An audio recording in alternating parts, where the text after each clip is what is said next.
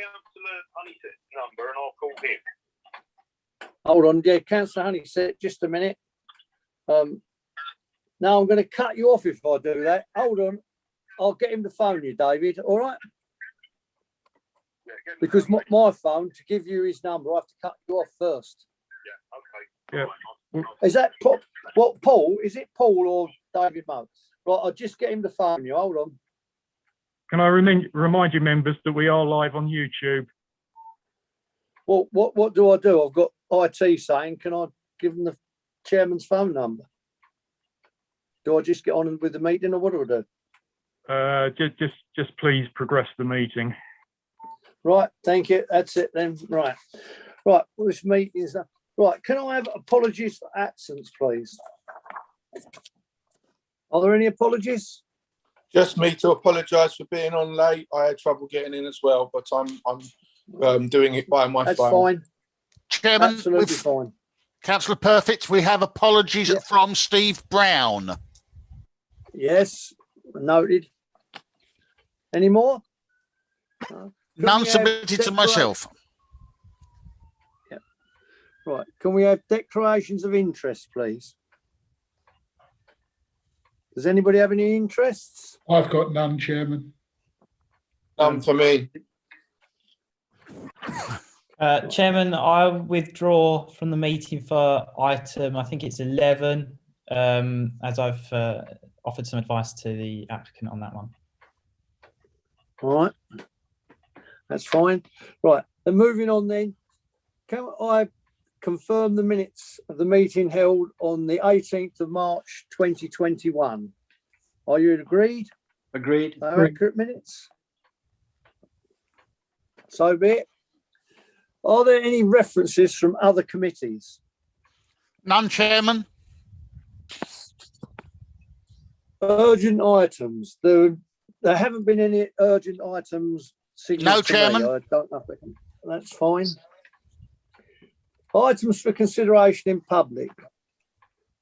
Item 6. Mill Pond Development Site. Can I ask the officer to give us a briefing on that, please? No, that's not right. Take that away. I'm reading the wrong part because I wasn't prepared for this. Here we go. Apologies for absence. The council, apologies, declaration of interest. Confirm the minutes held on the 17th. No, it should have been on the 17th. Minutes of Development Control Board. Right. Just a minute.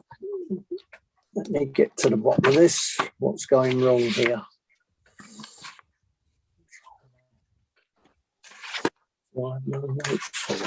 Recommendation. Agenda item. See, I don't have anything. Yep. Chairman, would you like to ask the officer to introduce item 6? Yes, I would. If Thank the you, officer could Chairman. introduce item 6, I'm still trying to sort this out. Okay, Sorry about this. Thank you, Chairman. So item 6 is We're block there. E. That's Mill Pond Development, Mill Pond Road, and there is an update on this. So hopefully members have received that. So I'll just share my screen to give you the presentation. So bear with me 1 second.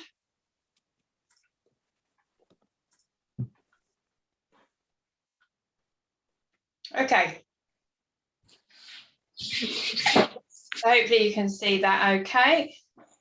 The application site lies to the north of Dartford Town Centre and Dartford Railway Station in a new flatted development called Langley Square. So you'll see the application site there in red, and then you have the wider Mill Pond development stretching out there to the east in the blue line. It's situated within a wider area designated as the Northern Gateway Strategic Site. The approved scheme for the Mill Pond site, within which the application sits, is for 400 flats in approximately 2,600 square metres of flexible commercial floor space. This has largely been completed with the exception of the application site. However, it is important to note that the application site has an extant planning permission for a 2-storey building with a commercial floor space of 494 square metres. The surrounding area is largely residential with some new and old industrial and commercial uses. The application site's eastern boundary, bear with me, I'll just scroll through. There we go. We've got the flats there just in the distance, and then you just see the corner of one of the older office buildings that then leads into the sort of more traditional older industrial section of Central Road. So the eastern boundary of the application site will front onto Central Road there. Here's another view, and that is from within the what is known as the public square part of the development, where you have the co-op shop that fronts onto there. There's a couple of bus stops, and then the application site is this area here, which is just sort of to the left of the screen. So you'll see the flats there, just that block there is called Block F. It's quite high, and then you've got the terrace properties that are part of the Barrett's development that is just on the other side of Central Road. So here is the illustrative site plan, the proposed site plan. So what you see here is the roof of the 5th storey, and then you see there's the roof garden there. So that's sort of on the top of the 4th storey. And you've got what will be, once all of the site containers and site compound has been removed, some visitors parking spaces in this area here. The access into the basement parking is here from Central Road, and then there's a ramp that goes down underneath. So I'll just move on to the perspective views. So that gives you a good idea of how the building will look within the context of the surrounding buildings. I'll just flick through some of these. Obviously, you can see it's a striking red brick building. Here's the view from Central Road, and you've got that older industrial building. You saw the corner of that in my photograph. The office block building, and then you've got the Block F flats there and the Barrett Homes development there. So it's going to be 4 and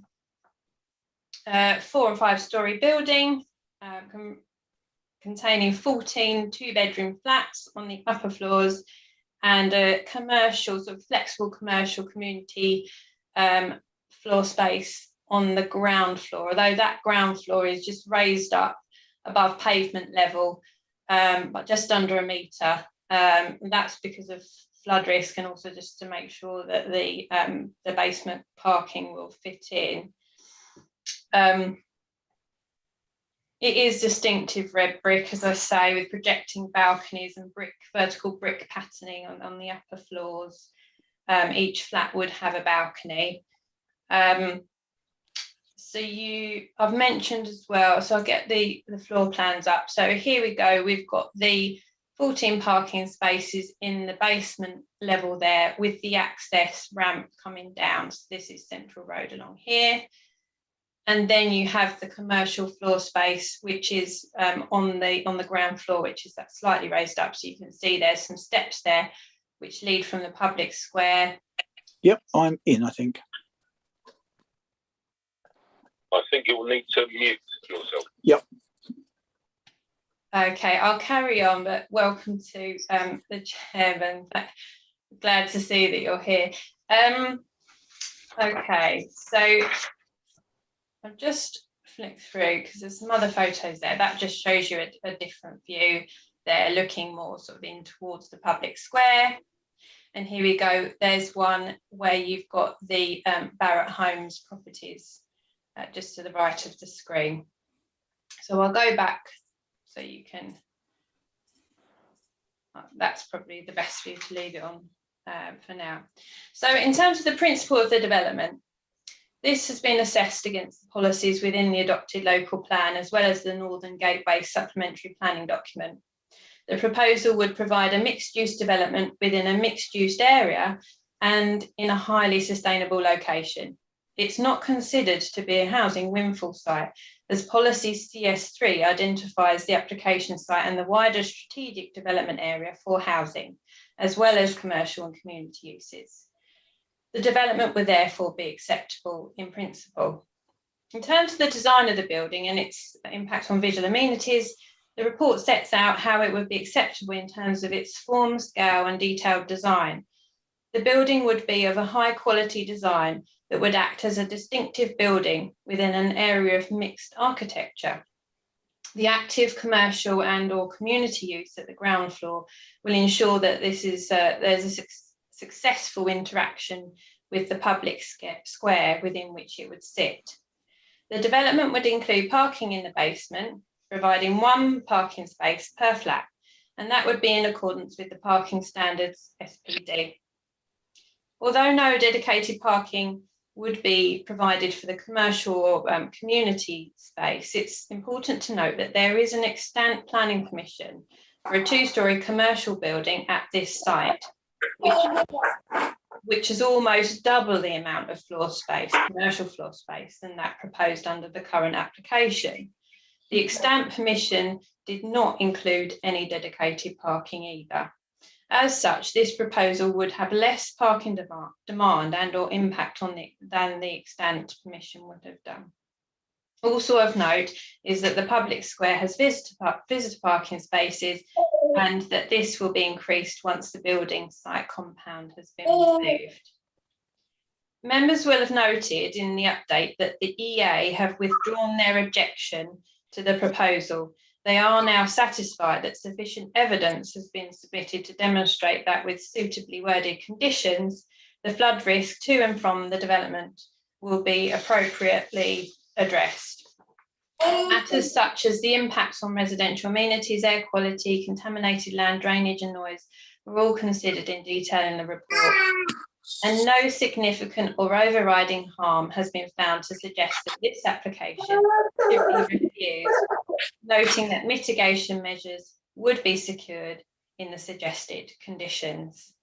I note the views expressed by local residents in respect of the site being better used as open space or a play area or for additional parking. However, this site has always been intended to be built upon, and it is noted that there is an extant permission, as I said before, for a 2-storey commercial building that would have covered almost the entire site area. As such, it would be entirely unreasonable, in my view, for development of this application site to be prevented due to general concerns about open space and parking across the wider development. I therefore consider that planning permission should be approved, subject to delegation to make minor changes to the conditions if required, and a Section 106 agreement to secure contributions towards community infrastructure provided by KCC. Thank you. Thank you, Emma. Councillor Perfect, Vice Chair, would you like me to take over now, or are you happy to continue with this application?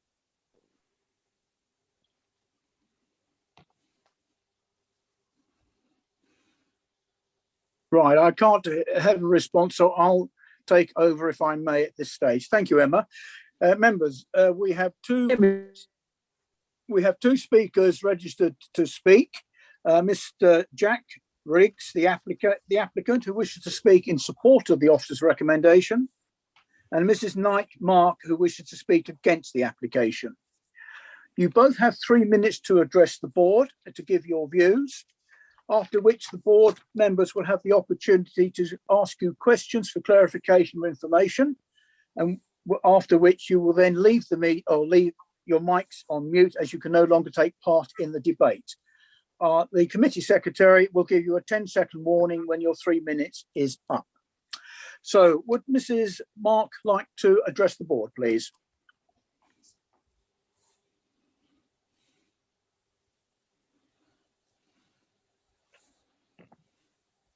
Hello? Oh, sorry. I'm so sorry. I have 2 children under 3. That's quite all right. Understood. So it was a little bit. Essentially, I put in against based on just the welfare of the local population. Lots of families live in this area. We moved here 2 years ago. I mean, there's lots of research to show that essentially, given the pandemic, that green spaces and a lack of them in urban areas has a detrimental impact on the mental well-being of young people in particular. And there's huge amounts of longitudinal studies to support that actually by improving access to green spaces. And what I mean by access is accessible for wheelchair users as well as pushchair users as well, means that you're improving not only the immediate mental and physical well-being of the local population, particularly young people, but also in the long term as well.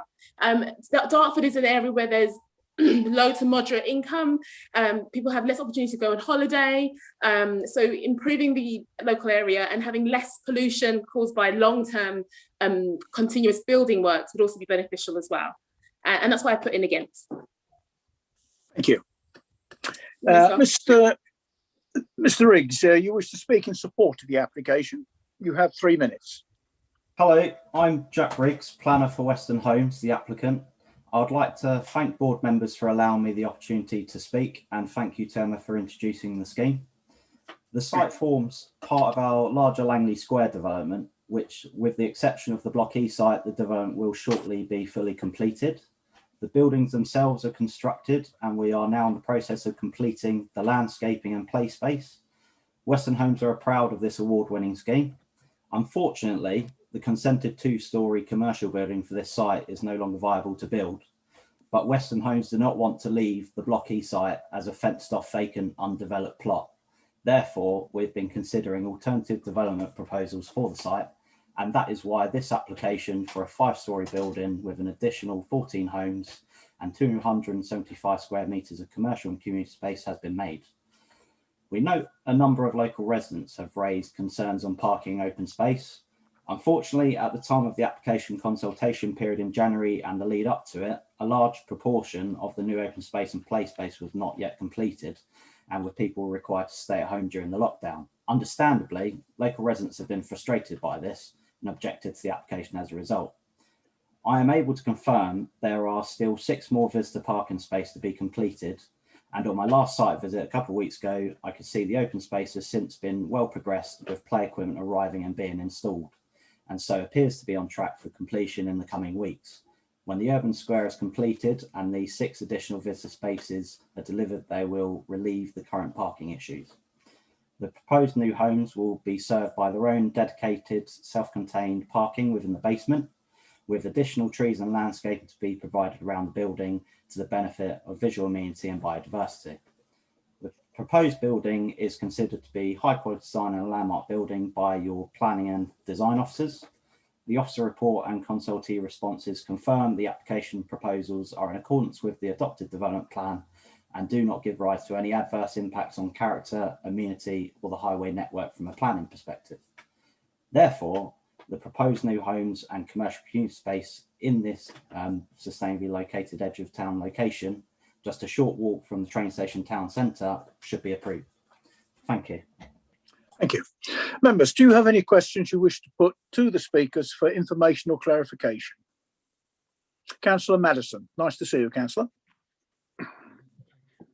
Thank you, Chairman. It's to Mr. Riggs, actually. Being somebody with a disability myself, I know around the area there's no blue badge disabled parking. Is there any way, you're talking about parking, Mr. Riggs, is there any way you can rectify that? It's very difficult. That's going to be a square there where a lot of people, you know, come along to use the co-op and the area in general.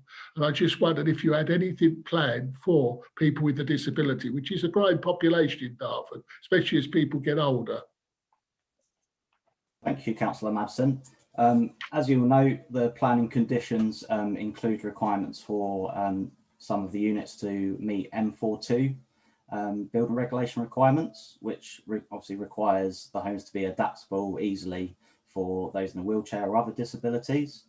And within the public square itself, yet to be completed, what some of the visitor spaces are the correct size for disabled parking.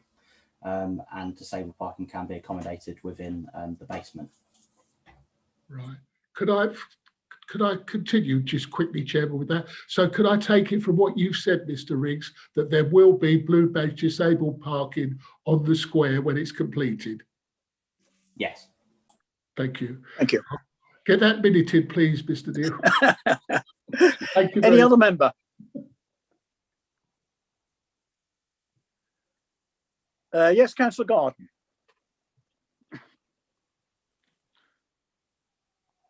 Thank you, Chair. I appreciate that the original plans for this area did not provide any space for parking space for the commercial use. That as may be, but we are now moved on to a new building with 275 square meters of commercial floor space. According to my calculations, that depending on what it's used for, that requires 11 or 15, according to the SPD, commercial spaces for commercial use.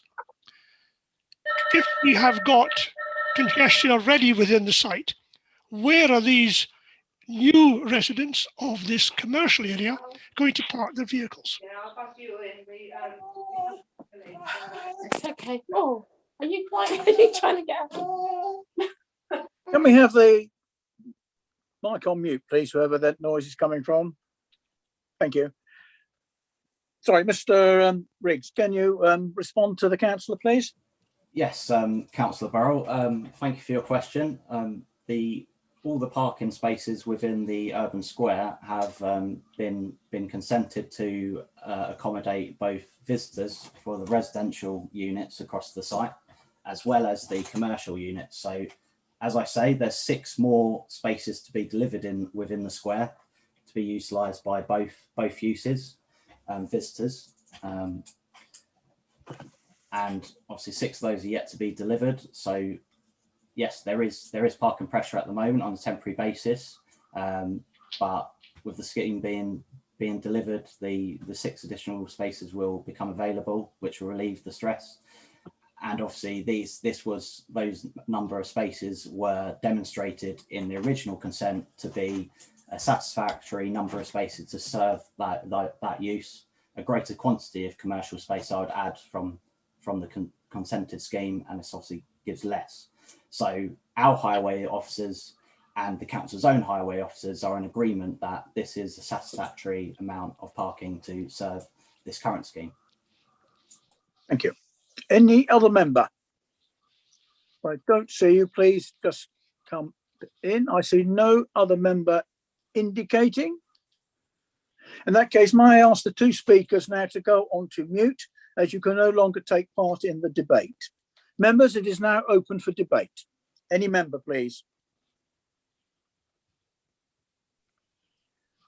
Chairman. I see no member. Oh, Councillor Madison.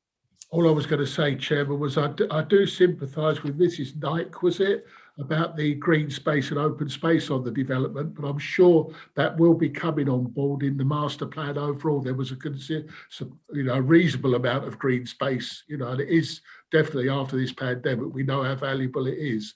But looking at now, we've got the Environment Agency on the side, and the flooding isn't now considered a problem. I like the red brick building. I do hope that we end up getting the shops and that on the ground floor, and we don't end up with more flats. It would be nice to have a square whereby there are retail units and that, more of the retail units. And if we could come up with some decent local parking for the disabled people, I'll be over the moon. But I'd move the recommendation, Chairman. Thank you. Any other member? Does any member wish to, Councillor Oakley-Dale? Yes, thank you, Chair, and thank you both, Maggie and Mr. Riggs, for your presentations. Again, I'd like to second the recommendation ultimately from Councillor Madison.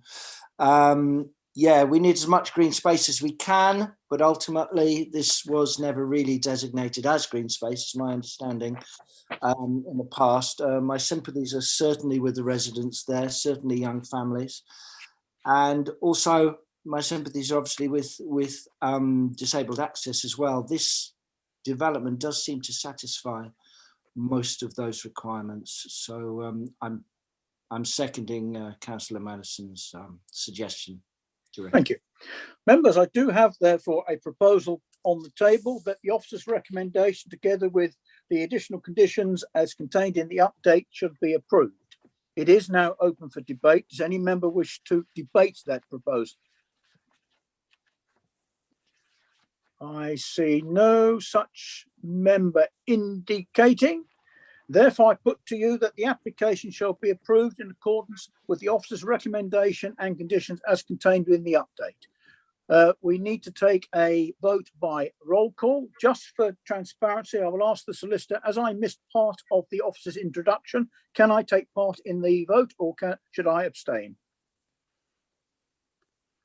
Thank you, Chairman. I wasn't quite sure whether you were able to hear the majority of the presentation from the. I came in about halfway through the presentation. The location plans, but it wasn't clear when you actually came into the meeting. In that case, I will abstain to be absolutely transparent. Okay. Thank you. All right. Okay. Neil, will you please take a roll call of the vote? Right, members, I shall ask your I shall call your names and ask your vote. Councillor Perfect. I'm sorry. I've had to have IT, so I haven't heard. Councillor Burrell. Agreed. Councillor Butterfield. Agreed. Councillor Garden. Agreed. Councillor Jones. Agreed. Councillor Madison. Agreed. Thank you. Councillor Moat. Agreed. Councillor Nicklin. Agreed. Councillor Oakley Dow. Agreed. Councillor Ogentope. We seem to have lost Councillor Ogentope. Okay, I shall move on. Councillor Oliver. Agreed. Councillor Peters. Agreed. Councillor Reynolds. Agreed. Councillor Story is absent and Councillor Honeysett has abstained.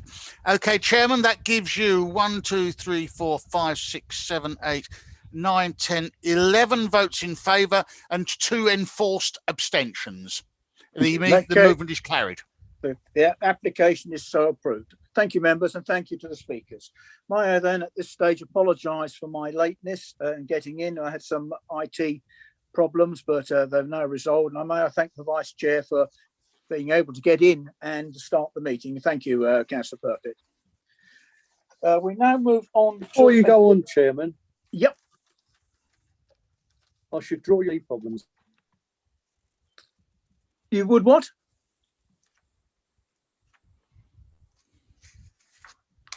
Sorry, I didn't hear that. Yeah, and that's what I'm saying.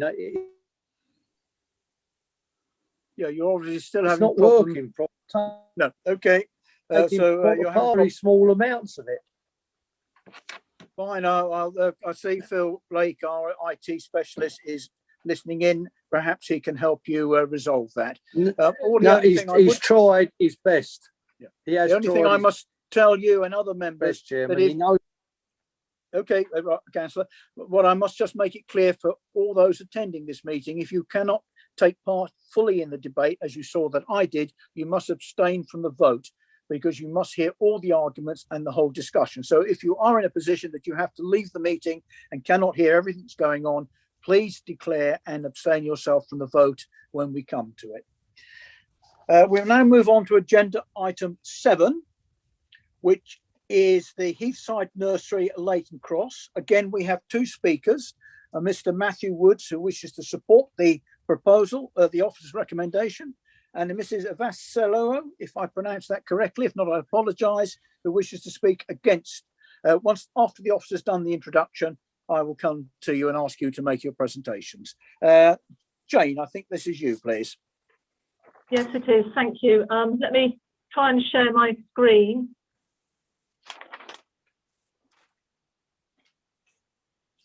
I'm hoping, can you all see that? Yes.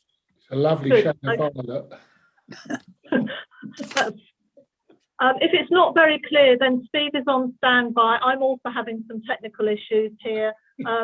So if you can't see it clearly, please do say, and we'll try and run it a different way. So this is an application to change the use of the land and buildings for storage and distribution within use class B8. What we've got here is we've got the site outlined in red, as you can see, with additional land in the same ownership that's outlined in blue. This extends further to the south than you can see on the plan at the moment. If I just scroll down, you can see the full extent of that land. The site is accessed from Leighton Cross Road. Oh dear, I don't know what I've done now. Leighton Cross Road into Cherry Tree Lane, which is a private road, and with the access point here into the site. It was previously a horticultural nursery. This is an aerial again with the red line outlined, and what you can see here is a number of glass houses previously used for horticultural use. You can see in there some car storage through the glazing. These buildings as well, these are brick built buildings rather than glazed, and an open area here which currently has hard stand on, but we'll come back to that in a moment. Under here there is, I believe, another building which is slightly overgrown, completely hidden, and in this area here there was previously a building which has been removed. Again, you can see the access into Cherry Tree Lane here, and there's a residential bungalow which provides second access into the site, but that does only serve the bungalow here, so that is within the same ownership. This is a slightly wider aerial just to give you a feel for what is around. So you've got the land to the north, and then the site here. So this is essentially, it's an area of greenbelt land that lies between Wilmington and Joydens Wood, and it is all, the land is all within the green belt. This is quite a useful plan as it indicates what the use of the various buildings will be. So you'll see that the 5 buildings that are outlined coloured yellow, 3 of which are glass houses, 2 of which are brick, will all be used for the storage of vehicles. The blue shows the access and routes whereby vehicles can turn within the site. There are 4 parking bays here, 2 there and 2 here for staff, and 2 spaces for HGVs to be parked. This is a building that was completely hidden under undergrowth now. That is to be removed, and there are various other containers and piles of debris, etc. on the site which will be removed. This area of hard stand was originally proposed to be external storage area, but that has now been amended and that will be grassed over. These 2 areas here and here will be landscaped, and soft landscaping around at the outside of the site will be retained. I've got quite a few pictures. I'll go through them relatively quickly. This is a view from the south looking to the north. You can pick up the glass houses here and the roofs of properties in Cherry Tree Lane behind. This just swings round a bit. You'll notice telecoms masts here. So all of this land will remain unchanged. It sits outside the application site. Just moving in closer, this is the area of land that I said had previously had a building on it. So this will be cleaned up, and all of this debris will be removed. And then you've got the brick buildings here. This was building 4, and this is building 5, will be used for vehicle storage. This is coming in closer. So this is building 3, glass house to be used. And here you can see some of the hard stand that provides access to the site and turning space, manoeuvring on the site. This is now looking back towards the south, so we were looking from here previously, again the brick built buildings and the area of open space over here. And there is the rather large area of space that was originally to be for external storage and now is to be grassed over, with a retention of some hard stand around the edge. This is glass house 1 here, and you can pick up there, there is a building somewhere in there behind, and the amount of rubbish dumped there, which will all be cleared. This is now looking from the far side there. This container will be removed. This is building 5 and glass house 1. Now looking from the entrance is here. So this is looking south with glass house 1 and glass house 2. This gives you some idea of the scale of the existing glass houses, but I'd also just draw your attention to the way in which they're constructed. You can see that they're on substantial steel frames, and they've been in place since at least the 1990s. So they are substantial buildings. They're substantial and permanent. And this is now looking back down towards the access, the gated access, and the back of the properties that face onto Leighton Cross Road. And moving outside the site, this is now from Leighton Cross Road, picking up the building that runs north to south, that's building 2, and the bungalow that is within the same ownership. Looking back the other way, there's building 2 again, and the access and the properties fronting Leighton Cross Road. Then inside the site, these are the properties in Cherry Tree Lane, and the access into the site is here. And there is the access into the site with the gates. And this is just looking the other way with the access here, and then back down here to Leighton Cross Road. We do have these, I'm not quite sure what's happened here. Let's see if I can sort that. No, don't know what's happened there. This is a diagram which shows how transporters can access the site, reverse and leave in forward gear, and shows how they access the 2 parking spaces, and again can leave in forward gear, which is important for highway safety matters.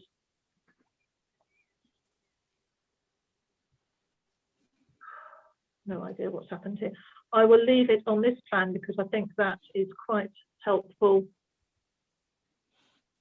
Well, it would be if I could get it to the right side. As I go through the update, the comments. You will notice that the scheme doesn't involve any building works. So I just want to clarify that. And also that since the scheme has been submitted, it's been amended, as I've noted, to reduce the amount of external storage. And I do have an update on that, which I will just read out to you, that's been provided by the applicant, as that has a knock-on effect on the amount of trip generation and vehicle movements. So the number of HGV movements will be far lower than was anticipated in the application as it was submitted. It was previously estimated to be 6 per day. However, that was when the proposed use was the scaffold storage, dry goods storage, as well as the car storage, which remains. The revised proposal is the car storage only, and the number of HGV movements will therefore be no more than 1 per day, and that is the worst case scenario. In reality, it will generally be 1 every other day. Cars will generally be delivered on a car transporter and be picked up individually, although occasionally they might be picked up by a transporter and delivered from there. On some days, there may be no movements. So the number of vehicle movements per day will therefore be considerably less than the 30 movements, which was the 15 vehicles anticipated originally. Those original figures are set out in your report in paragraphs 13, 40 and 48. So if you're reviewing those, you need to consider the revised lower figures. The site is located within the green belt, where the impact on openness is a key issue and inappropriate development should be resisted. The National Planning Policy Framework identifies certain forms of development that may not be considered to be inappropriate in green belt, subject to the preservation of openness and not being in conflict with the purpose of including land within the green belt. That would include preventing urban sprawl by keeping land permanently open. The reuse of buildings, such as you have in front of you in this application, is one type of development that is noted as having potential to be appropriate or not inappropriate, as the wording is, subject to being a permanent and substantial construction. And I noted when I was going through the photos that the glass houses have substantial steel frames with substantial supporting columns, and that their permanence is illustrated by the fact that they have been in place for a number of years, believed since the 1990s. So the reuse of the existing substantial buildings is not considered to be in conflict with the Greenbelt policy. And following the removal of the part of the proposal that was for external storage, I consider that the proposals are not in conflict with national and local policies that seek to control development within the Greenbelt. In terms of visual amenity, the proposal doesn't include any new building. It will also remove various structures, storage units and areas of dumped materials around the site and replace hard standing with a grassed area, as well as landscaping on other parts of the site. The scheme was amended to preclude external storage, with the use of those external areas being limited to the parking of staff vehicles and tube transporters, none of which will be actually stored on the site. Whilst the buildings are fully glazed, allows views into the vehicles internally, much of the site is surrounded by land within the applicant's ownership. As you saw, Glasshouse 2 is clearly visible from Leighton Cross Road, but there is landscaping around much of it. A condition is recommended to secure the provision of internal screening to all glass structures to help us assist in obscuring views into the structures and reducing any impact on visual amenity. The proposals offer an opportunity to improve the appearance and visual impact of the site through landscaping and the clearance of the site, and both of those are can be secured by the conditions recommended on your report. It's also recommended that permitted development rights, which could allow for further changes of use or alterations and additions to the building without the need for planning permission, be imposed. And again, these are set out in the recommendation in front of you.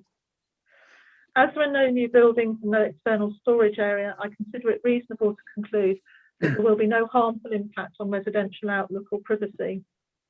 In terms of noise and disturbance, which are material considerations and were raised in many of the objections to the scheme, the proposal to limit what can be stored on site for cars and light goods vehicles, so a change from the original application, a limit on the number of operators from the site to 2 at any one time, limits on hours and days of operation, and conditions which require submission and approval of lighting details, and also an operational management plan which will cover matters such as site security and the day-to-day running of the site.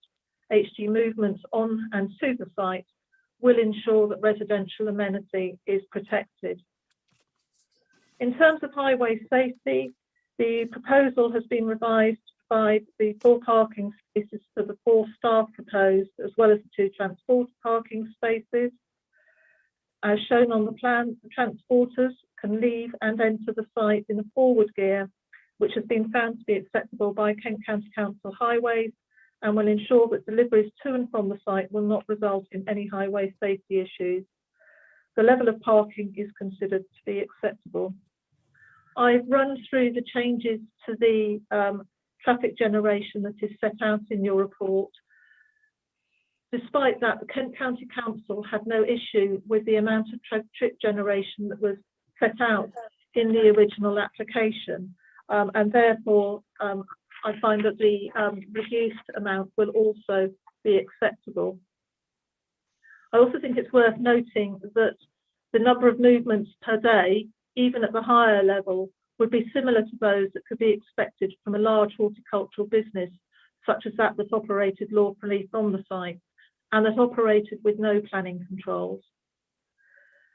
To limit any increase in traffic generation, conditions are recommended that would prevent any sales to the public or trade being carried out from the site. And as I mentioned, to take away any rights to extend the buildings. This would be in addition to the condition to limit the storage use to that of cars and light commercial vehicles. Again, a substantial change from what was originally proposed. There are no concerns on the grounds of any impact on ecology or biodiversity, and there is a condition requiring an enhancement of the biodiversity of the site. Therefore, in conclusion, and subject to the recommended conditions, the proposed reuse of substantive and permanent buildings on the site with the proposed car and light goods vehicle storage is considered to be acceptable. I therefore consider that the application should be approved subject to the conditions set out in the report, although would ask the delegated power to amend some of the conditions that refer to the original plan numbers. Thank you. Thank you, Jane. Mrs. Vassallo, I hope I'm getting your name pronounced reasonably right. You wish to speak against the officer's recommendation. You have 3 minutes to address the board.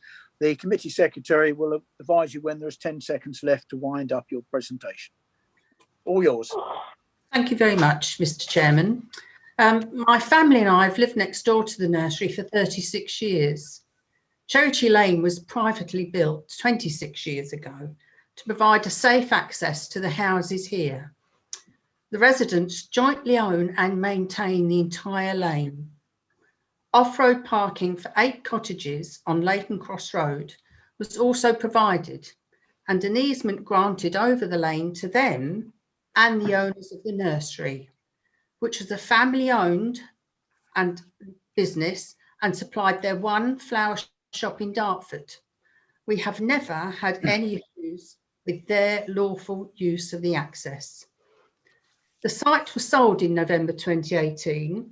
Shortly afterwards, we experienced the problems with large transporters delivering cars 24/7. Some drivers refused to access the site, instead parking in Cherry Tree Lane and on the highway, unloading the vehicles, then driving them into the nursery. When asked why they were trespassing in our lane, the drivers said it was too difficult to manoeuvre in the site. Other HGVs we have seen make the attempt are unable to do a 3-point turn and have to reverse out into our lane. Some miss the nursery entrance and continue down the small lane, and we have witnessed many vehicles mounting our pavements. The Ardent tracking plans submitted do not show how an HGV using Cherry Tree Lane would negotiate the vehicles parked here, the overhanging trees, or any other obstacle. KCC Highways have stated they do not have any authority or control of the lane and cannot put in yellow lines. If approval is given, drivers will still be faced with the same access problems and the neighbourhood will continue to be blighted. The latest plan provides 2 HGV parking spaces. One is directly opposite the garden of number 1 Cherry Tree Lane and will be clearly seen and heard as drivers unload. Our access is also obstructed when the gates are not open and the drivers have to phone the operators to be let in. Cherry Tree Storage advertises this site as, quote, big enough to handle large vehicle transports so more vehicles can be dropped off and collected at the same time. We disagree.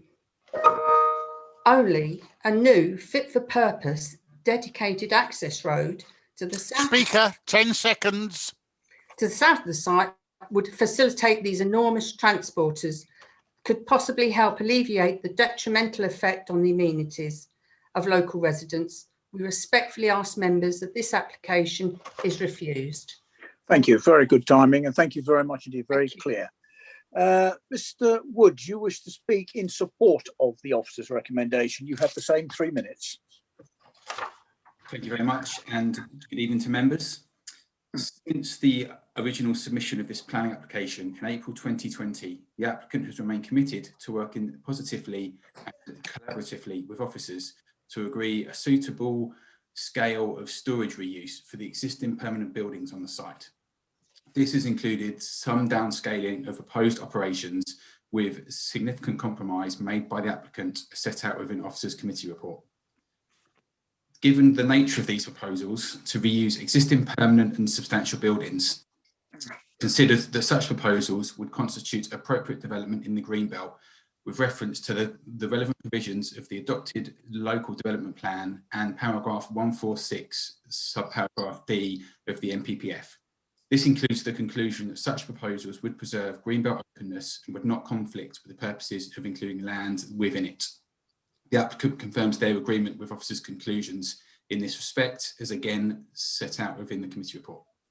Therefore, these proposals would constitute appropriate development in the greenbelt and as such would be fully acceptable in principal planning terms. The applicant's extensive collaborative working with officers over the last year has included detailed highways input with Kent County Council. This now includes clear details on the intensity and how the vehicle movements will operate on the site, with such considerations also being able to be controlled by conditions as set out by officers. It's important to add that this includes HGV movements with the tracking detail provided, making clear that HGVs would be able to access, enter and exit the site in a forward gear as required by the County Council. Throughout this process, the applicant has also been very mindful to ensure that such proposals are compatible with neighbouring residential amenity considerations, especially given the neighbour concerns over the future of the site. This is again reflected by officers within the committee report. As set out within the report, the proposals are fully acceptable in all other respects, including no objections from statutory consultees. Although Wilmington Parish Council has objected to some neighbour representations have been received, these have again been fully addressed within officers' committee reports and do not change the positive officer recommendation made. In conclusion, these sensitive reuse proposals for the existing permanent buildings on the site represent a sustainable and policy compliant form of redevelopment, which would suitably secure the sustainable reuse of the site itself to the benefit of all concerned. As such, these proposals are fully in line with adopted local planning policy and the relevant provisions of the NPPF. Therefore, we respectfully request that members support officers' positive recommendation. Speaker, 10 seconds. And grant full planning permission for this redevelopment accordingly. Thank you very much for your time. Thank you very much. Members, can I have the members on the screen, please, Neil, so I can see members? Thank you. Members, you now have the opportunity to put questions to the speakers. Councillor Garden. You're on mute, Councillor. Again, takes a long time. That's First okay. of all, a question to Mrs. Vasello. You said that you have granted easement to the original owner. Were there any restrictions on that easement, or is it reasonable for them to expect the easement to be transferred to them? Yes, there were no restrictions on anything. It was reasonable.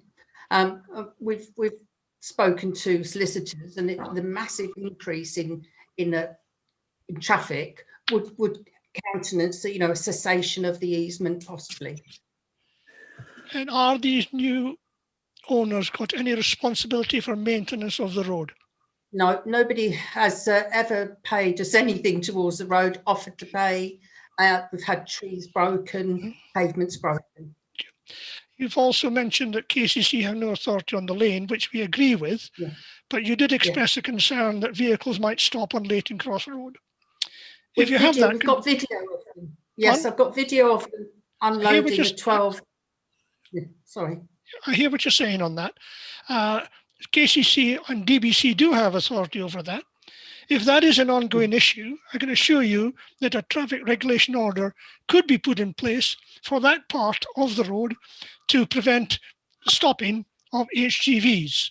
So can I suggest that as far as this particular meeting is concerned, this becomes something for you to take up, should this happen, and make a request through your local councillors for appropriate restrictions on Leighton Cross Road. So that will address your issue. I have an email from KCC Highways, and they've looked at the issues, and they've said yellow lines wouldn't be appropriate. It would put the parking problem further down the road. They're turning up with 12 brand new cars worth a lot of money, and they're not going anywhere, and they're going to unload, and that's what they've been doing.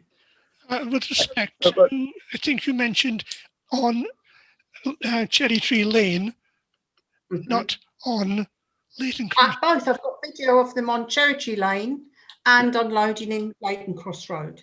As I've said, Charity Lane is not KCC, Leighton Cross Road is, and there's possibility there. If we can move They're on. blocking our access and they're trespassing on our lane. I don't know I think said those, comment on that, can I just butt here. in for a bit? Some of these things Yeah. are civil matters and not planning issues. No, they're No, I've just confirmed, and the officer will advise me if I'm incorrect, but let's not wander away from a planning issue into that civil matters. The application before you provides on-site HGV. If they breach other regulations, that is not a planning issue as far as I understand. Is that correct, Jane? highway safety, traffic generation, noise and disturbance resulting from use. That's a planning issue. Yes, but well, I don't want to go into a debate, but the point I'm making, if I may, is that the application before us provides the appropriate and acceptable on-site parking for the HGV. That is the application members are looking at. We have to be careful not wandering into the wider issues. Am I right, Jane, or am I going too far on that? No, you are correct. The application makes provision for HGVs to enter and leave in a forward gear within the site. That will become easier once the site is cleared and is operational. And yes, there's parking on the site as well. Can I just also raise the fact that condition 3 is a management plan that sets out certain requirements on the developer to submit details of how they are going to control movement to the site, the routes that they're going to follow. And I think it would be quite reasonable within that condition to add a requirement about signage, to a good signage at the entrance to the site to prevent lorries from going beyond the access to the site and into Cherry Tree Lane. So that is something that could be added to condition 3 to clarify that, to try and to assist in preventing that. Thank you, Jane. Members may bear that in mind should they be minded to approve. I hope that gives you a little more comfort on the situation. Any other member wish to Can I continue, please, Chair? Yes, please. My question now for Mr. Woods. The distance between Cherry Tree Lane and the entrance gate, is it sufficiently long to accommodate the type of car transporter, the 12 or more vehicle transporter that are envisaged attending this particular site? I understand it is, but at that point, and I presume you mean HGVs turning up outside of the open hours of the site. Is that where you're coming from out of interest in terms of? Well, that's a different issue because I believe it's a condition that they should not attend before the opening hours. That is correct. Whether they are attending before the opening hours or not, my concern is whether when attempting to enter in a forward gate, they will actually leave the back end sticking out on Cherry Tree Lane and therefore creating an access problem to the residents thereon. That's right. I understand that it can be accommodated as part of our previous discussions with the planning officers in relation to the need for a management plan condition. It has been discussed that that will include details of deterring HGV vehicles from arriving at the site before 8 AM, for example, when the gates would be shut, to ensure that there would be no discrepancy between those arriving and the gates opening at 8 AM. So that would also be covered as, as part of the management plan condition anyway. No, I think the point is that from Cherry Tree Lane to the gate, there should be adequate space for an HGV to come completely in with nothing left off. Would you agree that you will move the gates forward into the site to enable that to happen? Yes. Thank you. And one final thing, the screening, particularly on number 5, will that be permanent? Will it be maintained with no cracks? Will there be no adverts or anything else on these particular screens? That is correct, yes. So therefore will appear to people travelling along Jordanswood Road to be a commercial nursery screened up, as is often the case. Yes. Thank you. I know the officers making notes of these when they look at the conditions. And just one final thing for Mr. Woods, for me, no car transporters to be on site outside the operating hours. Correct. Thank you, Councillor. Thank you, Very Chair. pointed, some very interesting points there and some positive responses, which I hope are helpful to members. Any other member wish to put questions to the speakers? I see no one indicating. Can I therefore ask both speakers to go on to mute, please, as you can no longer take part in the debate. Thank you for your participation. Members, it is now open for debate. Does any member wish to further debate the application? Yes, Councillor Jones. Councillor Jones, sorry, I can't see you, but hello, Councillor Jones. Hello, I'm coming back in. Sorry. Yeah, just apologies if I'm repeating stuff that's already in the paperwork. I didn't get the paperwork, so the one question I have. Hold on, Councillor Jones. Are you telling me you haven't read the officer's report in full? I didn't get the information. The documentation didn't come through to me in the post. No. Councillor Sarah, is Councillor Jones permitted to take part in this debate? I would say not, if he's not had the opportunity to read the report, because he won't have seen all the information before him that he needs to make his decision. Thank you. I'm afraid I'll have to exclude you from the debate, Councillor, as you've not had the opportunity to read all the reports from the officers in the reports. Thank you for your openness and being honest about that. Thank you for the transparency. Any other member? Councillor Garden. Chair, just points indeed for the officers in terms of the forward conditions. Can I request that the intensity of light outside operating hours will actually be consistent with a nursery, no lighting outside the greenhouses, and that it will be consistent with what it might well be in any greenhouse actually growing plants, thus retaining the impression that this is a nursery, and thus the green belt feeling of the site. Jane, can you give any assurance on the lighting, levels of lighting? Yes, I can draw members' attention to condition 7 on page 35 of your report. It requires a scheme of any proposed external lighting to be submitted and approved. So we can take note of that and ensure that any lighting does comply. Thank you. With that requirement. There is a condition, no car sales on site nor repairs. Can you add car preparation to that as well? Yes, we can. Yeah. Can I have one more before I rethink what I've got? I can't find what it is. Yes. I have a concern that throughout access is going to be through Cherry Tree Lane. For whatever issues there are, so be it. Okay. But in the transport statement and also in your own statement, there was a statement that there was a direct entrance straight off Leighton Cross Road. Can I actually have a condition that that will not be utilised without further permission from Dartford Borough Council?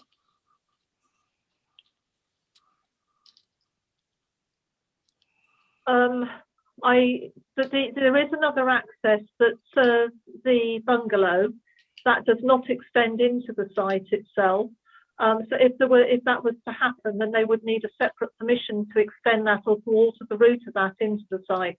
So that would need to come back as an application in any case. That's a separate planning application, yeah. Yeah, I think there would be significant engineering work to facilitate the turning of any commercial vehicle from Leighton Cross Road in through any other access along there. I do recognise what you say. It probably is belt braces and piece of string on my part. I do appreciate the problems for the residents of Cherry Tree Lane, but I have a greater concern for the residents of Kent for any problems of vehicles trying to turn into or out of that site directly onto Leighton Cross Road. Thank you, Chair. Thank you. Councillor Nicklin.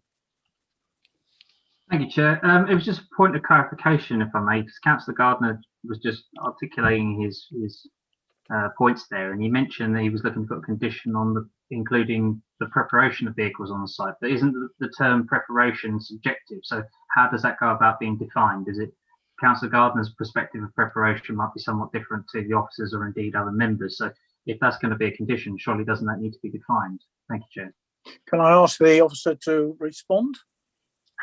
Can I respond? I might have to think about that for a moment. I'm sure that we can come up with something that will address it. I imagine it's when you've got a new car, as you'll be familiar, they are covered in plastic and various things. They need cleaning up. We can make sure that there is no servicing, cleaning, etc. of vehicles. In terms of preparation, they may well need to do something in order. Some of them are driven out of the site, I understand. There may need to be something, so maybe we could limit it to only works necessary to drive the car on the public highway, something along those lines. Yeah, I think the main concern there, Remy, is if the car is covered in any plastic material and such like, to preserve its newness as is delivered.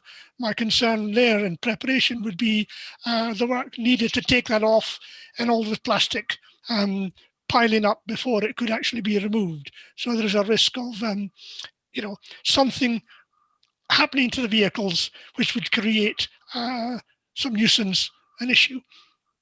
I think the officer's got the gist, Councillor. Are you happy to leave it with the officers to? Yes, Jane. Yep.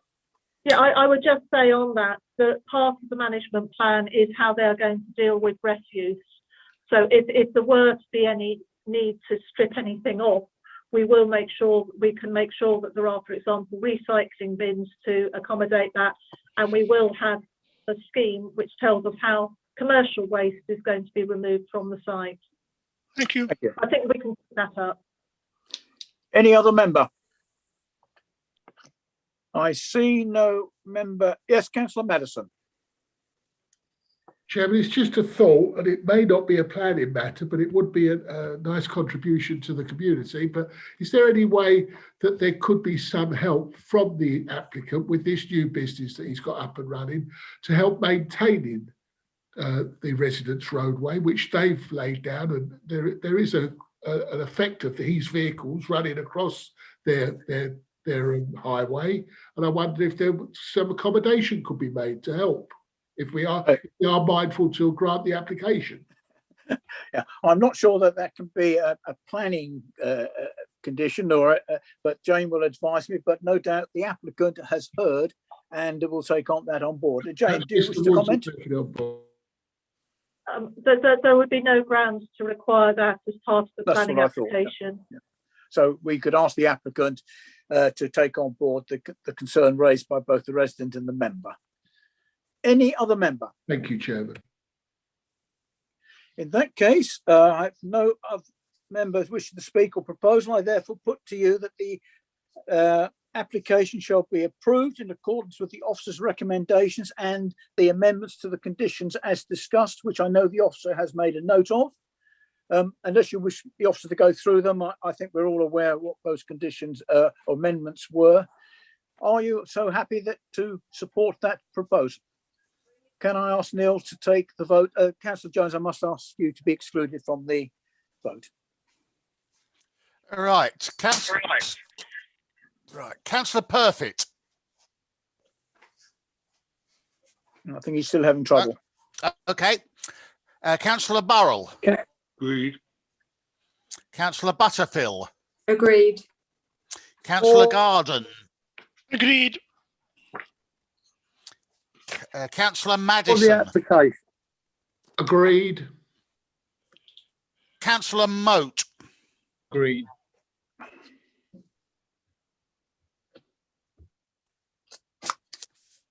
Councillor Nicklin. Agreed. Councillor Nicklin. Agreed. Councillor Oakley Dale. Agreed. Councillor Ogentope. Councillor Oliver. Agreed. Councillor Peters. Agreed. You missed me out then. Councillor Reynolds. Agreed. Councillor Honeysett. Agreed. Agree.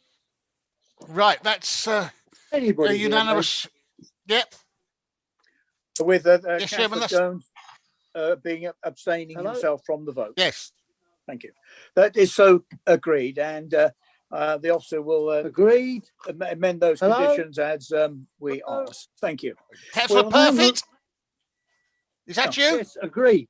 Right, okay, Yes, Councillor. Thank you. Thank goodness. Better for late that. than never, Councillor. Yes. Thank you. We now move on to agenda item 8. Chairman, Chairman, can I make a quick point? Because Councillor Madison, yes. Because Councillor Ricky Jones didn't receive his paperwork and hasn't been able to, it would be silly him having to stay on for the rest of the meeting when he can't take part because of the very fact he's not have the. I don't know if you'd like to make a little rule, give him the option to stay or go. He, of course, any member could leave at any time, but I think it might be helpful, Councillor Jones, if you stayed. You're fairly new to the board, and I think it might be helpful to get a feel for how things go, but it's entirely your choice, of course. But as Councillor Madison said, regrettably, without having read all the papers on the applications, I can't allow you to take part in the decision. We now move on to. I was just going to say, I thank Councillor Madison for letting me know that I can do that, but I will stay and listen. Thank you. Thank you. I think Chair. that's very wise. Thank you. We now move on to agenda item 8, which is the land at Highfield House. There are no speakers wishing to speak against the application, but the agent would like to speak in support. Does any member wish to call it for debate? I see no member indicating they wish to call it for debate. However, Mr. Mellor has specifically asked that he would like, if it isn't called for debate, just to highlight some issues with members for their consideration. Mr. Mellor, then you have 3 minutes to put those points to the board. Thank you, Chair and members. Apologies, I wasn't aware of the procedure there, but I'll keep this short. The application in front of you is put to you by the current owners and occupiers of Highfield House and the buildings surrounding. The businesses there, well-established businesses in Dartford Town Centre, which have been operating for a couple of decades, have fully outgrown the current premises and are looking to build high-quality new offices to ensure the future of the business in the town centre. As well as that, the proposals include retail provision and residential dwellings 2 stories above the office, as well as car parking and cycle parking below. The applicant and ourselves have worked tirelessly with the council over the past few years to come to a scheme which the officers' report details as being acceptable for the town centre conservation location. And we thank officers for their time over the past year or so while the application's been in. And we ask the committee agree with the officers' recommendation to approve. Thank you. Thank you, Mr. Mellor. We're not going to debate at the moment because no member has called it for debate. However, by speaking, you have given me the opportunity to just raise a couple of issues with you that you might wish to consider. I note within the report we have an oversupply of cycling provision, but there is no motorcycling provision. And my concern is that quite often the motorcycle will take up a car parking space. So I would ask that you would be agreeable when if members are minded to approve, that the condition be amended to allow a couple of motorcycling spaces instead of so many cycling spaces. It won't materially alter any of your plan or anything other than just the level of layout. Would you be agreeable to that? I believe the applicant would be fine with that. Yeah. Thank you. And the other issue that members might wish to raise, if we go to debate, is a matter of the electric charging points. There are 18 parking spaces, but only 8 charging points. Now, we understand the reasoning behind that, but I am minded there's no affordable housing in this, and therefore the applicant has saved quite a little money. Would the applicant be agreeable to lay passive charging connections for the other 10 points? In other words, so while you're doing the groundwork, you know what I mean by having the passive connection there for the future use in the car park. Would that be something you think the applicant would agree to? Yes, yeah, I believe that would be the case in any event. But Thank you. Yeah. In that case, if the officer has heard the two questions I put and members have, if I have no other speaker and it's not called for debate, Steve, yes. Yeah, Chairman, I was just going to add that in that case, we'll add one extra condition that requires the revised detail of the parking layout at the lower ground floor to be agreed. We can do the motorcycle spaces, and amend condition 23 to require the 8 active spaces plus passive provisions for the remainder. I think that's the best way to deal with those two. Thank you very much. And the applicant, the agent has indicated the applicant would probably be agreeable to that. In that case, members, I put to you the officer's recommendation of approval be granted subject to the amendment to those conditions as by the officer. I don't want to get into debate unless do you want to debate this? Because if we go further, it'll have to be debated, Councillor. Just wanted to make a point, Chairman, if you'd allow me to. It's a point of information, I will. It's a point of information for me and for you. I think you've already mentioned it, but it's with great disappointment this application comes forward without our social housing content, and I think it needs to be registered on our part, being one of the Labour councillors. You know. Yes, we are too short. That's why I suggested to the applicant he might be agreeable to some slight alterations that would help us another way. Point taken, though, Councillor. Neil, would you please take the account, please? Certainly, Chairman. Councillor Perfect. I'll skip over Councillor Perfect. Councillor Burrell. Agreed. Sorry, Councillor Perfect. Was that you? Yes. Okay. Yeah. Okay. Councillor Butterfield. Agreed. Councillor Garden. Agreed. Councillor Madison. Agreed. Councillor Moat. Agreed. Councillor Nicklin. Agreed. Councillor Oakley Dow. Agreed. Councillor Ogentope. Agreed. Councillor Oliver. Agreed. Councillor Peters. You're on mute, Councillor Peters. Sorry. Do you agree, Councillor Peters? Agreed. Yes. Thank you. Councillor Reynolds. Agreed. Councillor Honeysett. Agreed. Thank you, Councillor. That was unanimous. Thank you. Well done, and thank you, Mr. Mellor, for understanding of those two slightly amended conditions. We now move on to agenda item 9, which is Summerhouse Drive. There is one speaker, Mr. Barron, who wishes to speak against the officer's recommendation of approval. Steve, you're the officer. Would you please present the case to the members? Yes, thank you, Chairman. I'll just share my screen.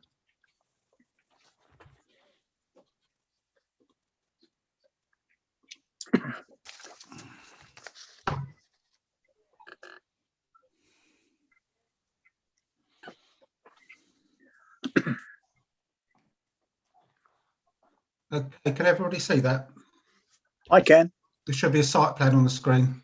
Yes, and it's a red indicating the property in question. That's it, thank you. This is an application site. It's with a small parade of commercial units. The remainder of the parade is also, it's saying commercial use, and the other units and the uses are set out in the report at paragraph 2. There are residential units at first floor in this parade. I'll just move to the front view because there's not too much on the site plan. This is a front view of the premises. As you can see, it's formerly a florist. There's a convenience store and a beauty salon to either side. There are parking bays to the front of the site. I'll show another picture of those in a moment. And there's a private forecourt as well to the front of the premises. So just moving to the photo at the rear of the premises, you can see the two adjoining premises here and here. Both have first floor rear projections to them. This is the application site here. So the application includes, as it's a hot food takeaway and a restaurant, includes new extract equipment at the rear, and that would be located roughly in this area. So it would be hard to see that extract equipment given the fact that there's first floor rear projections to the two adjoining premises.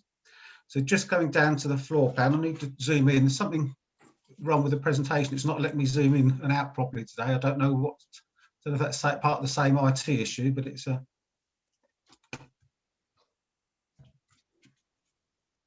It's not letting me zoom in and out properly. I'll zoom in just a second. That's pretty good. The top pictures now Yeah, are fairly clear. yeah. Okay, so on the left we have the existing floor plan that shows the shop unit as it is currently, and then on the right we have the proposed floor plan. It shows a seating area in the front of the unit, then a serving counter, and then the kitchen and storage areas behind. Probably point out while we're on this plan, it is quite a small unit, so that there is not much, not a significant availability of seating within the unit. So it's not a large restaurant premises as such. It's a very small unit. Just turning to the elevations, this is the rear elevation showing the extract equipment, the existing elevation on the left, and the proposed elevation is on the right hand side there. The extract equipment is partially on the flat roof, and then extends up just above the gutter line and stops. That's the existing chimney there, you can see on the existing elevation. So the extract equipment stops just shortly above the gutter level there. Just looking at that in a side view, so you've got existing side elevation there, and then below that you've got the proposed side elevation. So again, you can see the extract equipment stops at this level, so it wouldn't be visible anywhere near above the ridge line of the property. Probably just to add that this side elevation is a little bit of an imaginary elevation. You wouldn't actually be able to see that because of those two first floor rear projections that are either side of the extract equipment. So just coming to the last slide, which shows the front of the premises, which is on the left here. I'll just zoom in slightly if I can. And it shows some parking out the front, which is mentioned in the committee report. It refers to the parking at the front of the premises. I'll just conclude there's not a lot of images to show for this application because it's just seeking a change of use. I'd like to draw members' attention to paragraph 55 of the report, which summarises the proposed mixed use, complies with the council's policies, which is a restaurant and hot food takeaway use. It's been assessed and accepted by the Kent Highways section, and following assessment by the Environmental Health Department, they have found there are no reasons to refuse the application in terms of amenity on adjoining residential properties. I think I'd like to also draw attention to paragraph 27 of the report, which advises that a restaurant use by itself would no longer require consent. So it's the addition of the hot food takeaway element to this premises that makes the application require consent. So it could convert to a restaurant tomorrow without any restriction on opening hours, without planning permission. Thank you, Chairman. Thank you. Mr. Barron, you wish to speak against the officer's recommendation. You have 3 minutes to put your case to the board. Thank you, Mr. Chairman. I'm James Barron, the Planning Director at Barron Edwards Planning and Architecture and Plant Consultants, and we have been retained by 2 of the adjoining neighbouring shops to make objections to this proposal. As a planning consultant, it is clear to me that this is a contrived application using the recent changes to the use classes order to circumnavigate the council's local plan policies. As the officer's report indicates, the plans show the addition of a few tables and chairs, but this does not make it a restaurant or a mixed use. It is our view that this seating area is entirely ancillary to the primary use of the building as a hot food takeaway. We would also question whether the 12 seats are physically usable given the limited space that is shown. And more importantly, this would also restrict the usable counter area for the hot food takeaway. It is our view that the application has been submitted in this form to overcome the restrictions of local plan policy DP18. The proposed use is primarily a hot food takeaway with an ancillary seating area alleged to be a restaurant.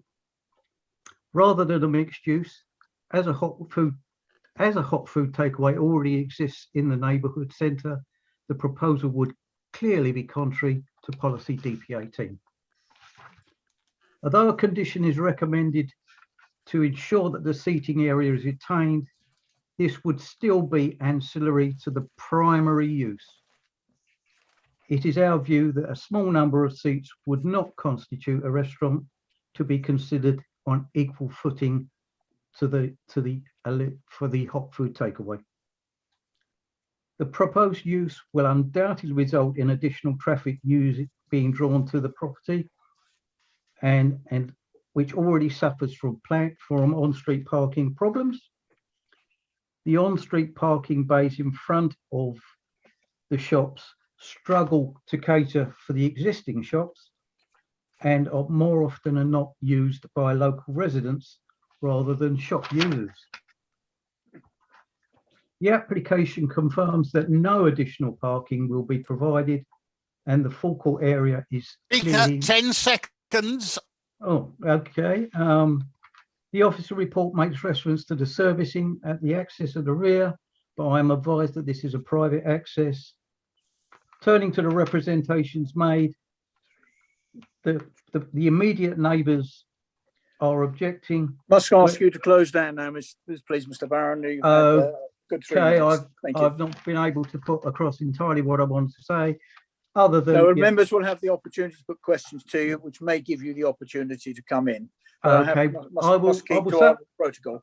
So, yeah, can I just sum up? The proposal is clearly contrary to the adopted policy DP18. The application has been contrived to overcome this. Thank you. Thank you. Members, can I see the members, please? Steve or Neil, whoever's in control of the screen. Thank you. Members, do you have any questions you wish to put to the speaker? Yes, Councillor Nicklin. Thank you, Chair. Thank you, Mr. Barron. Just a question. The two properties either side, the residential, I trust, as you alluded to in your commentary. Perhaps the officer can give them just some guidance. This new extractor, have we given any indication as to what that would be? Only my concern would be that if there are people living in those properties, if this extractor is emitting smells, fumes, whatever it might be, cooking fat, if anyone's worked in the region. Councillor, you're asking the officer questions. At this stage, we're merely asking the speaker for any clarification. Okay, apologies. That's part of the debate. Yeah. Thank you, Chair. In which case, I direct the question to the speaker. Does he know? Can he confirm there are people living in those properties as in their primary addresses? Indeed, they are 5 self-contained residential flats which are accessed from the rear. Obviously, they have windows immediately adjacent to where the flue is going to go. There is a possibility of smell, noise, and vibration, all of which could materially affect the adjoining neighbours, particularly the one at number 66. Thank you, Chair. 64, apologies. Any other member? I see no other member indicating. Thank you, Mr. Barron. If you turn your microphone on to mute, Hello, please. Chairman. Sorry, was there Hello. somebody else? Did I miss someone? Did I hear someone say they wanted to? I think Councillor Perfett's trying Perfect. to come in. Councillor Yeah, Roger Perfect. Perfect might be trying to. Sorry, Councillor Perfect, you want to put a question to the speaker?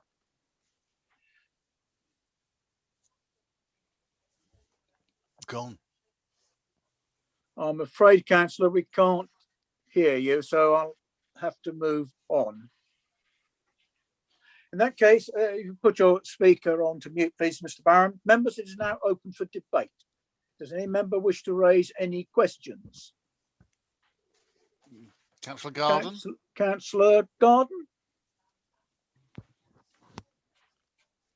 Councillor Thank you, Garden.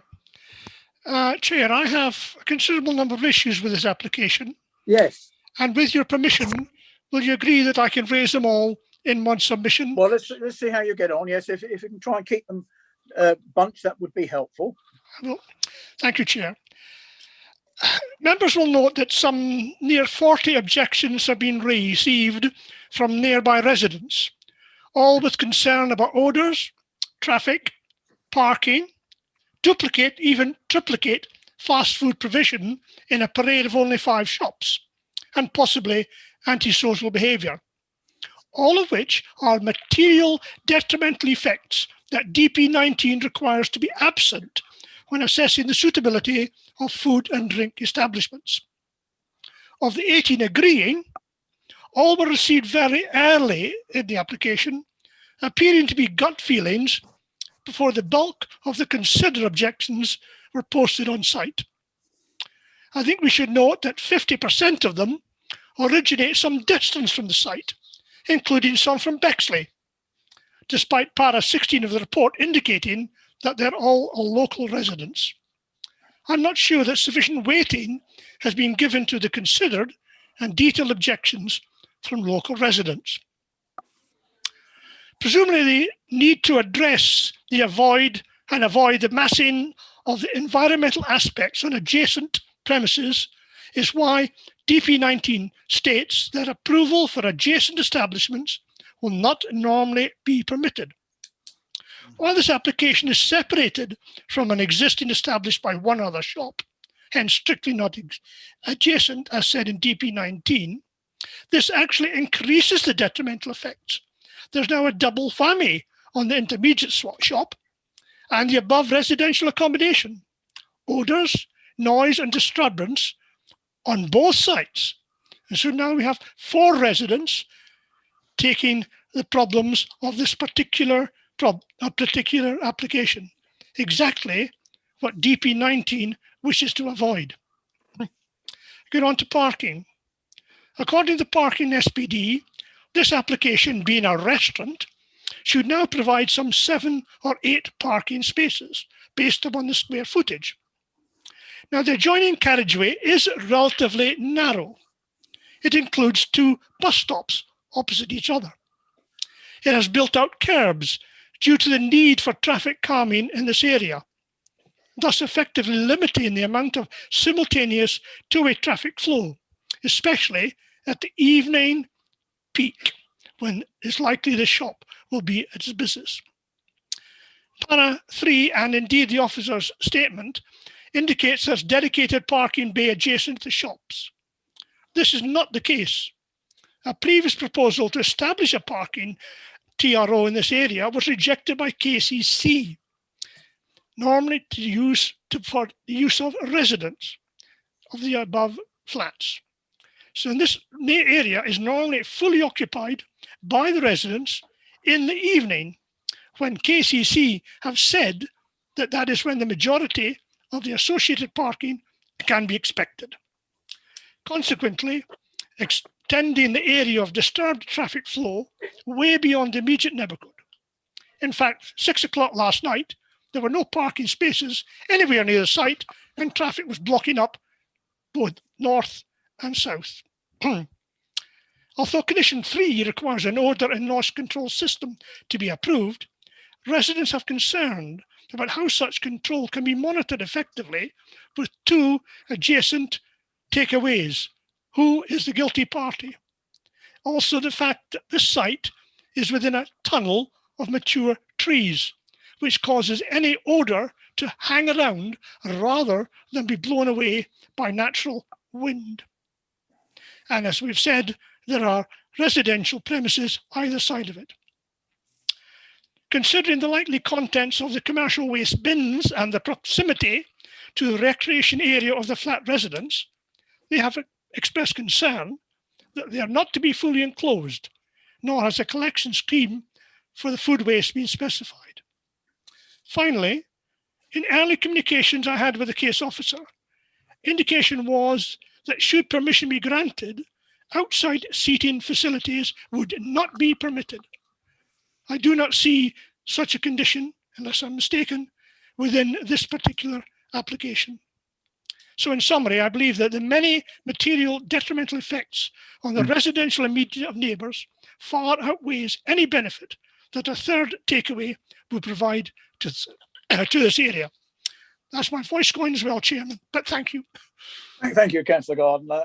There's a number of points there I'm sure the officer will take up. I was just a little strange about you talking about car parking for the restaurant, because the restaurant could be there without any planning permission, and therefore that parking would exist and there's nothing we could do about it. Just a matter of record that. I think the other points were going on to DP 19 and the environmental health's recommendation for conditions regarding the smell. Perhaps the officer would be good enough to elaborate on those points raised, please. Yeah, thank you, Sharon. If I could just share my screen again briefly, I just want to go back to one of the photos I showed just now, if I can do.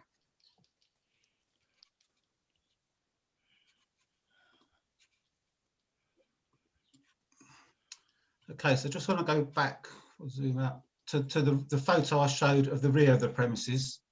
I think in Mr. Barron's presentation and also in Councillor's question, there's been an issue of proximity of the ventilation equipment to adjoining windows. Yes. The ventilation equipment is set back against this wall here, much further back than the flank or the rear walls of the adjoining properties. So there's not a window in an adjacent premises that's immediately next to the extract equipment. There's obviously a first floor window to this premises here, but not in the adjacent premises. So there is only one window there. Just coming back to a couple of the other points, I've got a list of things that the Councillor Garden raised, and I think there's a probably very important point in that most of what's being sought consent for, i.e. the restaurant use, could be undertaken without permission. That would involve odour, it would involve traffic, it would involve potentially antisocial behaviour, although I appreciate that may be slightly different from with a takeaway. That may be more of a concern. In terms of the odour control system, the Council's Environmental Health Officer have looked at this in detail, and they said it's called a purified air system that's intended to be used, and it is of a high quality, and it's the same sort of system that's used at chain national restaurants such as Nando's. So they have no concerns with regard to odour abatement here.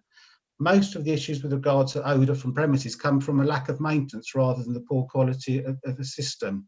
So that could be an issue that Environmental Health looked into in the future if there was a complaint with regard to odour, whether it's being maintained properly. We could take that a step further if you want. There's a condition requiring details of the odour control system to be agreed, and you could expand that condition slightly to include, and a maintenance schedule could be incorporated within that condition as well, so you had a guaranteed maintenance scheme there. Just picking up on the last point with regards to outside seating, yes, we could add a condition saying there should be no outside seating within the front forecourt area. That could be added. With regard to traffic, I think it does come back again to the issue of the use is very similar to a restaurant, as we said, in terms of traffic generation, although people tend to stop obviously a lot shorter time for a takeaway. But as in the report, the application has been assessed by KCC Highways, and they found no reason to object to the application. I think the other thing I want to pick up on is if I come back to the floor plan, there were some questions raised around the floor plan. I can just zoom into the right part of the presentation, and the fact that the seating area is very small. I think you can see there that the actual premises themselves are very small.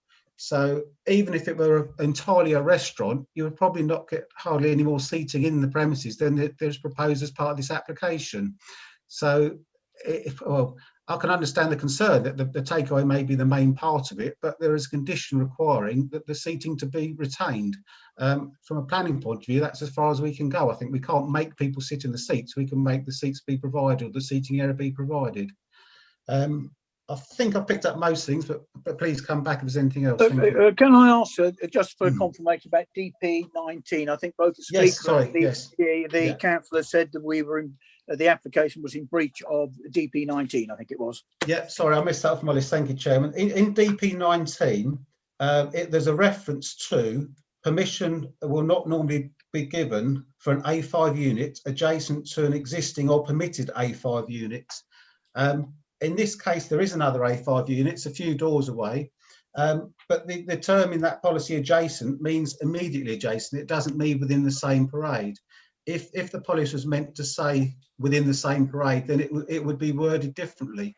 The aim of the policy is not to ensure there's only one A5 unit within each parade. It's to ensure that they're not two next to each other. Thank you, Chairman.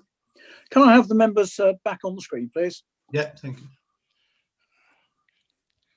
Chairman, Councillor Oakley Dowell is indicated. Thank you, Councillor Oakley Dowell, yes. Thank you, Chair. And I thought initially, the reason I raised my hand and took it down again initially was because I thought Councillor Garden had covered my point. And as a resident of Dartford who lives quite close to various fast food outlets, in my own particular circumstance, I do have every sympathy for residents within the noise, vibration and smell zone of takeaway food outlets. They have my every sympathy. And I'm a little concerned that the majority of the objections to it appear to be in adjacent properties, neighbouring properties and all the rest. The photograph shown by the officer of the rear of the property shows, in fact, a separate entrance to the flat immediately above the unit in question.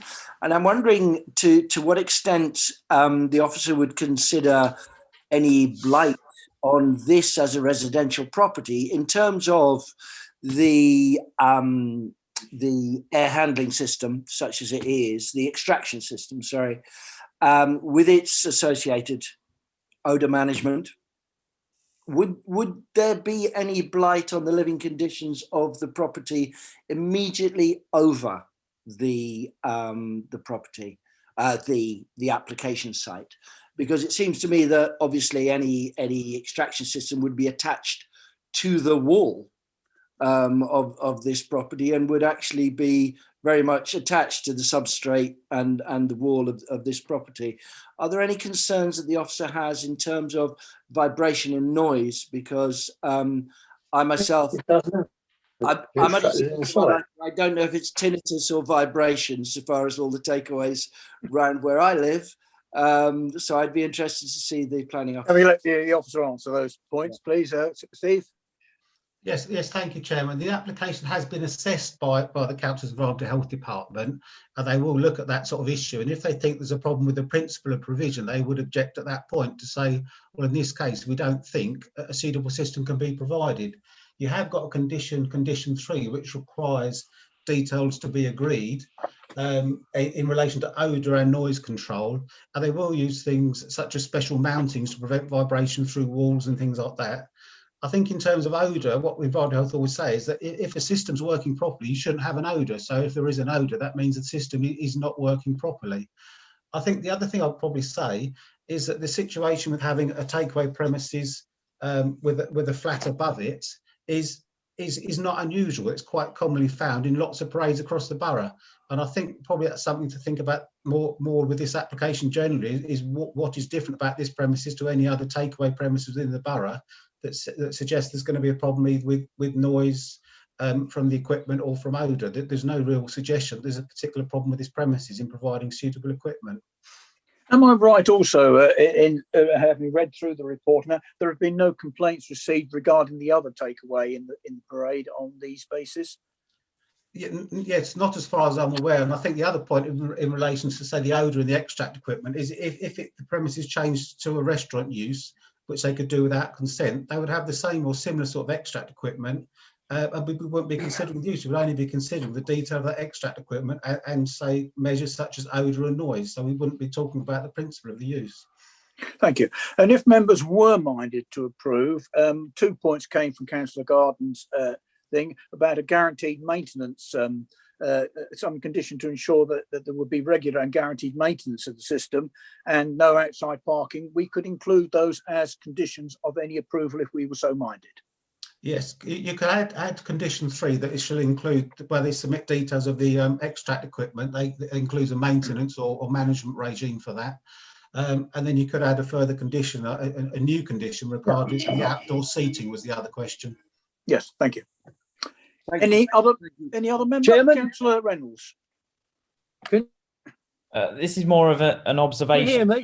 Wait a minute, Councillor Perfect. I've got you. I'll get you in a minute. Councillor Reynolds is speaking. I think this is more of an observation about our policies that perhaps the officers might like to note. But the fact that policy DP18, which was, from what I understand, designed to stop having a parade of takeaways, effectively, or and the shops. Similar. Yeah, the shop use is being lost. Is sort of disregarded by the fact that the existing premises there is now sui generis. It seems like we would need to, when it comes to updating our policies, look at the fact that you can actually have very similar uses in different use classes, because clearly it's made that policy unenforceable here, or unapplicable at least. Thank you. Councillor Perfect? Yes, can you hear? Yes, can. I could hear you. Hello? Yes, Here? please. Yes, I we think can. we should go for the option. We can condition what we're doing now is already there. And if they can already use things before, and the fact I always believe if we can get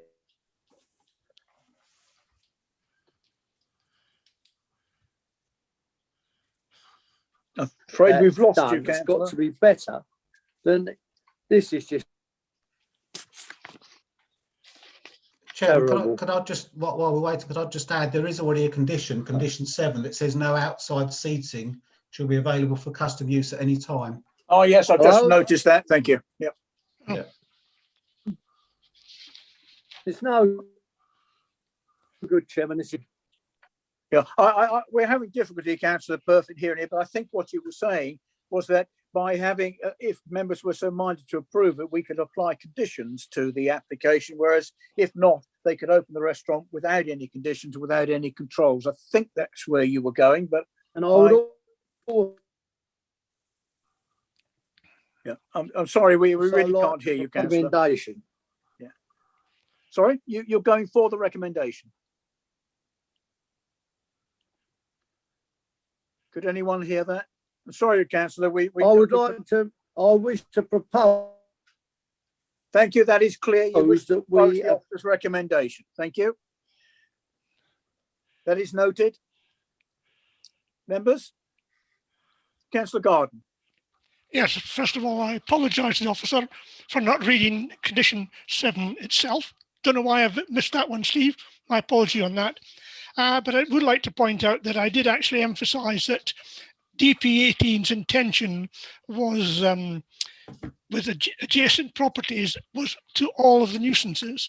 And I think I made the point that by being separated by one building, the issue that DP18 wishes to raise, 18 or 19, whatever it is, was actually worse in this particular situation. The double whammy, as I said, for particularly the premise in between, which wouldn't happen for adjacency, and the fact it spread it over the area in a greater amount. Thank you, Chair. Thank you. Steve, you wanted to come back. Yeah, just quickly. Yeah, thank you, Councillor Garden. I'd forgotten that condition 7 was there myself when you said it as well. Just to add that the premises is closing at 9 p.m. by the planning conditions that are proposed, so it's not a late night use. And I think the other thing to say is that when the Council's Environmental Health Department will have looked at and assessed this application, they will have been aware of the situation with another unit a few doors away. So in their view, that there's not a material planning ground to refuse the application due to noise disturbance or lack of or loss of amenity. Thank you. Any other member?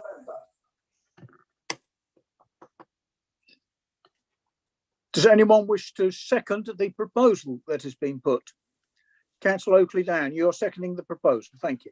I now have a proposal before us that is duly proposed and seconded that the application shall be approved in accordance with the officer's recommendations and conditions, including the guaranteed maintenance, which the officer will include in the conditions should you approve. You've noted that, Steve? Yeah, it's an amendment to condition 3, including a sentence including a maintenance regime. Yeah. Thank you. It is now open for debate. Does any member wish to further debate this item? I see no such indication. In that case, Neil, may I ask you please to do a head count?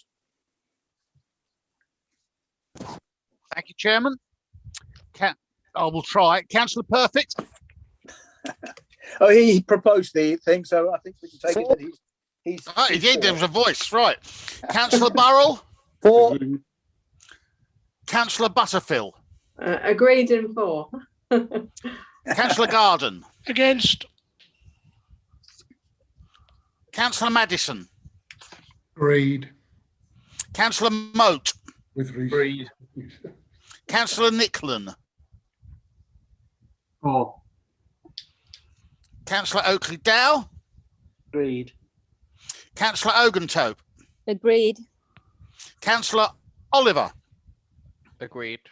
Councillor Peters. Against. Against. Okay, thank you. Councillor Reynolds. Agreed. And Councillor Honeysett. Agreed. Yes, Councillor, that is 1, 2, 3, 4, 5, 6, 7, 8, 9, 10, 11 votes in favour and 2 against. The application is so approved in accordance with the terms and conditions and the amendment to the condition the officer mentioned. Thank you very much, Speaker. We now move on to agenda item 10, which is the caravan site Hillside Farm, Darreth Hill. We have no speakers either for or against the officer recommendation. Does any member wish to call it for debate? I see no such indication. In that case, I put to you that the officer's recommendation of approval in accordance with the terms and conditions on the report shall be agreed. Will you please go ahead, Neil? All right, Chairman. Councillor Perfect. Councillor Perfect. Right, I shall move on. Councillor Burrell. Agreed. He agreed. Right, gotcha. Yep. Councillor Burrell. Agreed. Councillor Butterfield. Agreed. Councillor Garden. Agreed. Councillor Madison. Agreed. Councillor Moat. Agreed. Councillor Nicklin. Agreed. Councillor Oakley Dow. Agreed. Councillor Oguntope. Agreed. Councillor Oliver. Agreed. Councillor Mrs. Peters. Agreed. Councillor Reynolds. Agreed. And Councillor Honeysett. Agreed. Chairman, that is 1, 2, 3, 4, 6, 7, 8, 9, 10, 11, 12. 13 in favour, Chairman. No objections, no abstentions. That is unanimously agreed by the board. Thank you very much indeed. We now move on to our final application, which is Highview Oakfield Lane, Wilmington. We have a Mrs. Patel, the applicant, who wishes to speak against the officer's recommendation of refusal. May I ask Emma to present the case to members, please? Chairman, could I just mention that would you just like to note that Councillor Reynolds has left? I think you missed at the beginning that he's declared an interest in this item. Oh, so I he has left did. the Sorry, I meeting. wasn't present then. I do apologise. Will that please be noted that Councillor Reynolds is not taking part in this debate or decision and has left the meeting. Okay, thank you, Chairman. The last of the applications, and I'm pleased that we've had 4 applications beginning with an H: Heathside, Highview, Hillside, and now Highview. Oh, sorry, it was Highfield. Anyway, we didn't get confused. So this is the application site here. Obviously, you can see it's got a very long rear garden. It is a detached property, and it's just it sits within the parish of Wilmington. You've got Oakfield Lane that runs across the top there, and then there's Greenbelt land to the south. The adjacent properties are also detached, and they have similarly large gardens. Hulsley is this property here to the east, and it is set on a lower ground level. So what I'll do is I'll see if I can.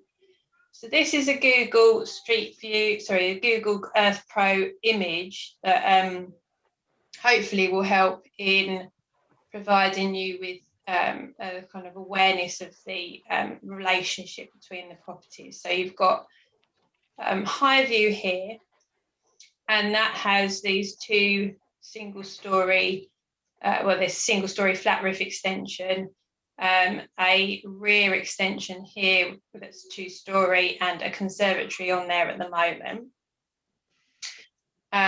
You have Hulsley here.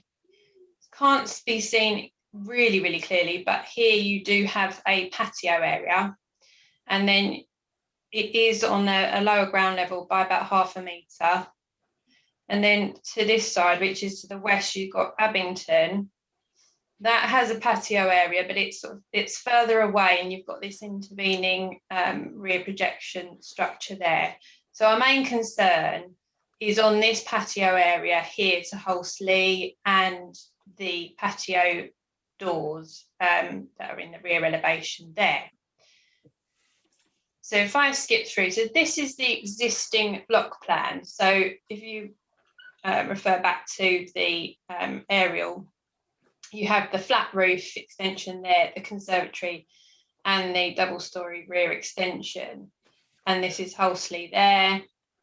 And then what they're proposing is to add on to the existing flat roof single-story extension, demolish the existing conservatory, but add on another extension. So this is what's proposed here. So you can see the difference there. Now, the addition of the rear extension as proposed here would result in a significant depth from the original rear elevation of the property, which is seen there as the blue line.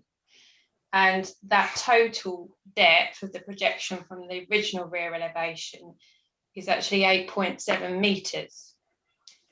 The distance beyond the rear elevation of Hulsley is 7.6 metres. So just skip through. There's a photograph. Obviously you can see the single-story flat roof extension, the conservatory, and there's Hulsley there. And then here's a picture taken through the fence, looking towards that patio area to the rear of Hulsley and the patio doors there. So this is the area that we're concerned about that would be affected. Let's see if I can just flip that round for you. This is the side elevation. So that shows this element here is the proposed rear extension, and then you also have some decking area that extends out from it there.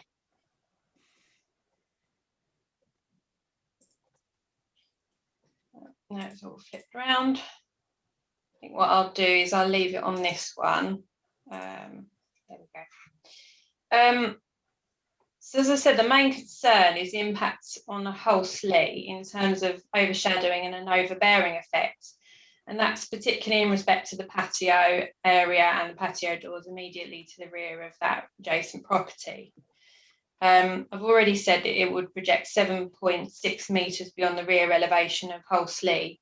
And although there is a distance of 1.5 metres between the proposed extension and this area here, the sort of the flank elevation of Hulsley and that patio area, there is also a difference in the ground level, as I noted earlier, which, because Hulsley would be 0.5 metre lower than the ground level of the proposed extension, it would be a lot higher. It would seem higher than if it were on the same ground level.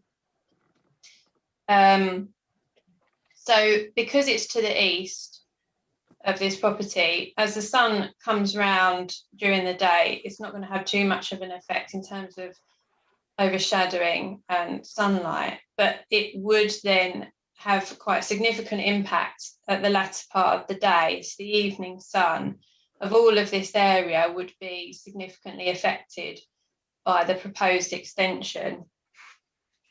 It's also considered that such a high continuous wall along that boundary would have an overbearing impact. It would be oppressive in that respect. So we consider that there would be demonstrable harm to this residential property here.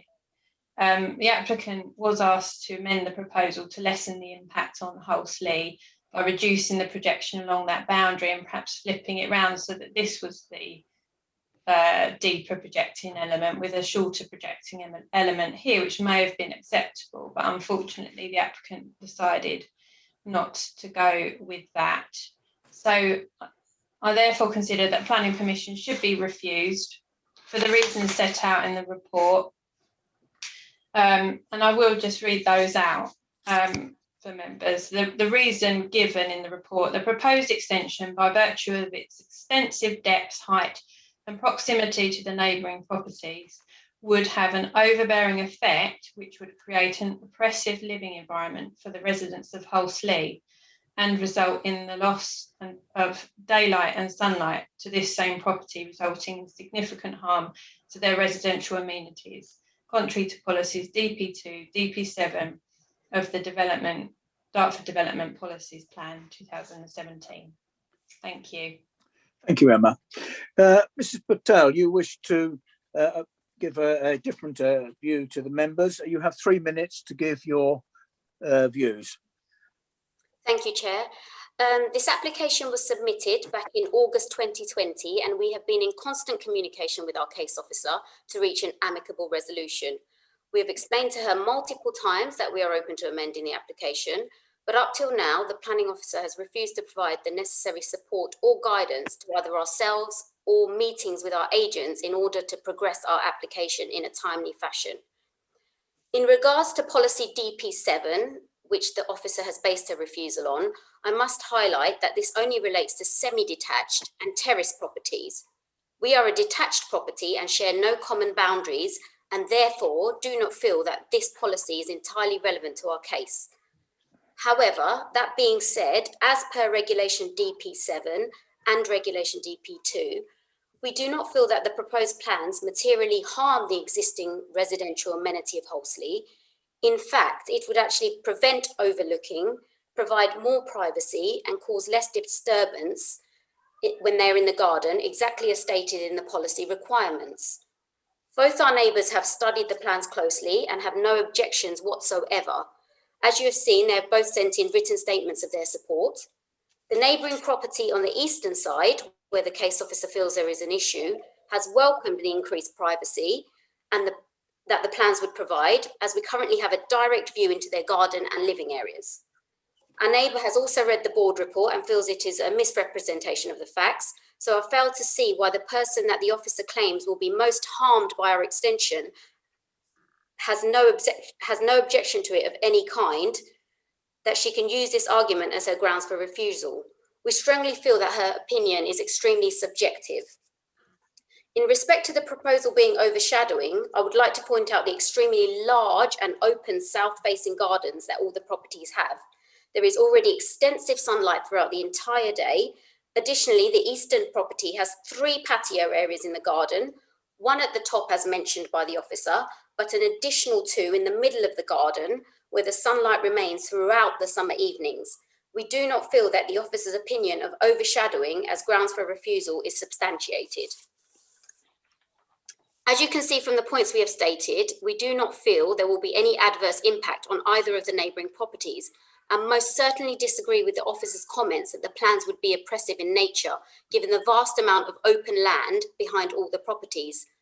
Both we and our neighbour do not feel that 4.9 metres on the eastern side flank wall would be overbearing or overshadowing to their property, which in the case officer's opinion is the principal issue with our application. We feel that our simple— Speaker, 10 seconds. We feel that our simple single-storey extension is in keeping with the area and other properties on the street, is not overly extravagant in comparison to the much larger planning applications currently in submission on our street. Thank you. Thank you very much, Mr. Patel, and right on time. Thank you. Members, do you have any questions you wish to put to the speaker? Can I see the members, please, on the screen? Thank you. Any member? I see no member indicating that they would do that. Just one point, Mr. Patel, just out of curiosity perhaps, it has been suggested, I think, by the officers that you could switch the extension round have the larger wall on the other side and the smaller one, which might have a different opinion of the officer. Is there any reason why that couldn't be accommodated, or is it just a matter of choice? I don't mean that sarcastically, but No, of course. No, two reasons. One reason is we have a large supporting steel on the other side where the conservatory lies now. So if we wanted to put that size room on that side, we'd have to remove that steel, and it would pretty much add another 20,000 odd to our build cost, which would be out of our budget. And second of all, internally, for the flow of the house to work from the inside where the current living area is, it needs to be on this side for it to work, as we have the kitchen on the other side. So that was our two main reasons. Thank you. Any member? I see no member indicating. Can I therefore ask you to put your mic on mute while members now debate the application? Members, the application is open for debate. Any member, please?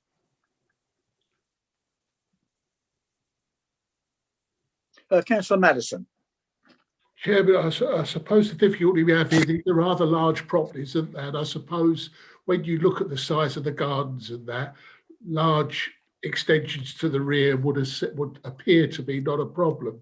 But having said that, we've got policies regarding this that we really need to adhere to. And I think the officer is doing her very best to make some sort of compromise here, you know, get to work with Mrs. Patel and her husband and that, and sort of come out with something that is suitable. But it is a very long extension of that, you know. I mean, I'm surprised that the neighbour appears not to be concerned about it, you know, to be honest with you. But I think, not here to defend the officers, but I think we have got to be, we've got to be careful with our policies. And I think in that case, you know, it is a big extension, you know, even though they're detached houses and it would pale into insignificance maybe.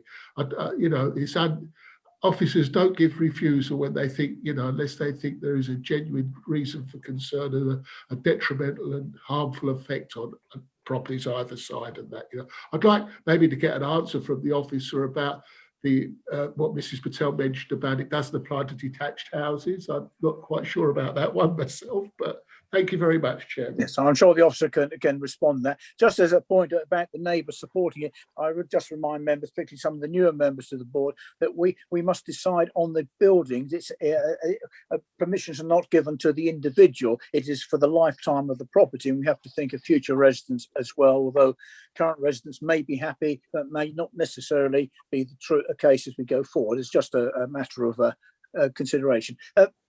Emma, would you like to answer the allegation that policies DP7 and DP2 don't apply? Yeah, sure. Well, the actual wording in the policy, it doesn't talk about semi-detached or detached or terrace properties. What it says is that you need to make sure that a proposal doesn't materially harm existing residential amenities in terms of overshadowing, overlooking, overbearing. It's the supporting text to that policy that refers to general guidance on how far you can generally extend to the rear of a property. So in Dartford, we've always applied 3.5 metres to a single storey rear extension. And that says in the cases of a semi-detached or terrace property. So obviously this is a detached property. So we can use that as a general guide as 3.5 metres. Okay, so in this case, there's a 1.5 metre gap between the two properties. So you would take that into account, and you would perhaps then allow an extension to go out that bit further in order to allow for the fact that it's a detached property. And we have done that in this case. And even doing that, it is excessive by over 2 metres than what we would normally allow if we kind of applied as a rule of thumb. The further out from the property you go, the further. So a metre out, you can go perhaps a metre further. So rather than 3.5, you go 4.5. So the general rule of thumb, it still exceeds that by at least 2 metres. So we are still concerned, and it is. In terms of the importance of that particular patio area, I think we all know that the patio area that's immediately to the rear of our properties is the area that we use the most. It's most convenient. It's where we have our tables and chairs. It's where, you know, we want to. In this case, it's the evening sun that we're concerned about, and I think the loss of that is the particular concern, as well as the overbearing. So DP, you're quite satisfied then. DP7, DP2 fully apply to this application. Thank Absolutely, yeah. Any other member? Councillor Chairman? Oakley-Dow. Yes, Chairman. Yes, I got you, Councillor. Oh, while you're on the line, then please speak. Can you stand by? Thank you. Yes. Well, we've got Could we go back to? Could we go ask?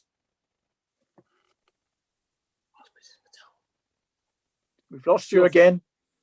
Could I ask you to ask the officer to go back to the photographs of the back garden? It shows the property that's having the development looking next. The aerial photograph, yep. Next door, actual photograph, not the aerial photograph. Oh, that one. That one? No, I'd like the one that shows this back. Oh, you can't. Now, just an observation.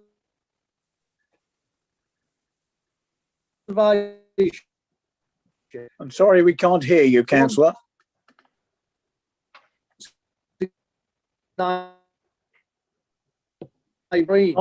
Moment. Can't hear you, Councillor. And if you can see directly from that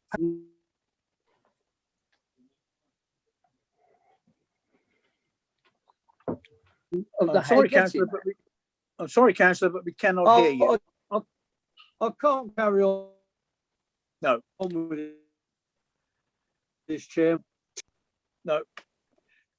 Thank you. Was it Councillor Oakley-Dow?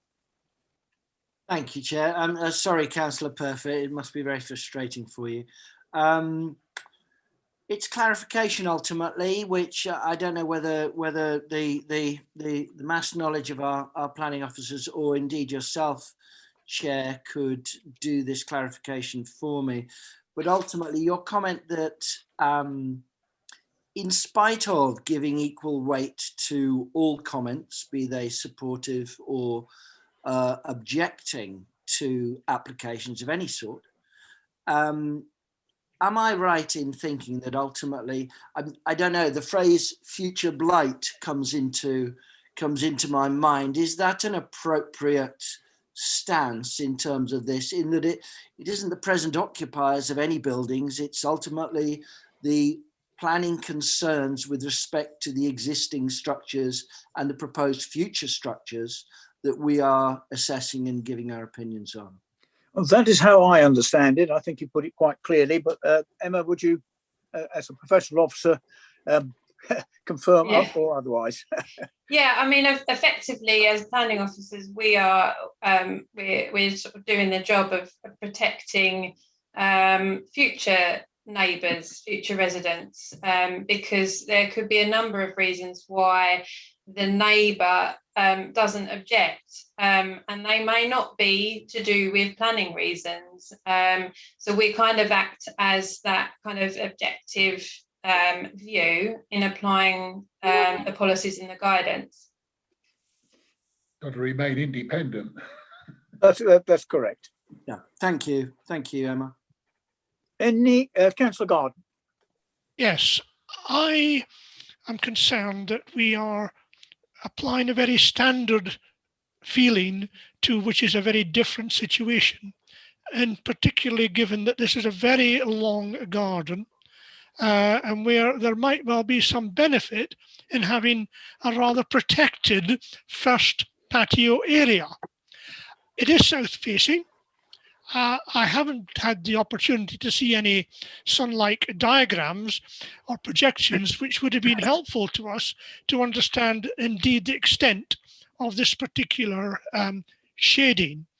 The whole garden isn't shaded, and indeed it's open to the other side. So it may well be a patio which is not in full sunlight. but I'm not sure that that's detracting that much from that particular patio, especially as there's another one there.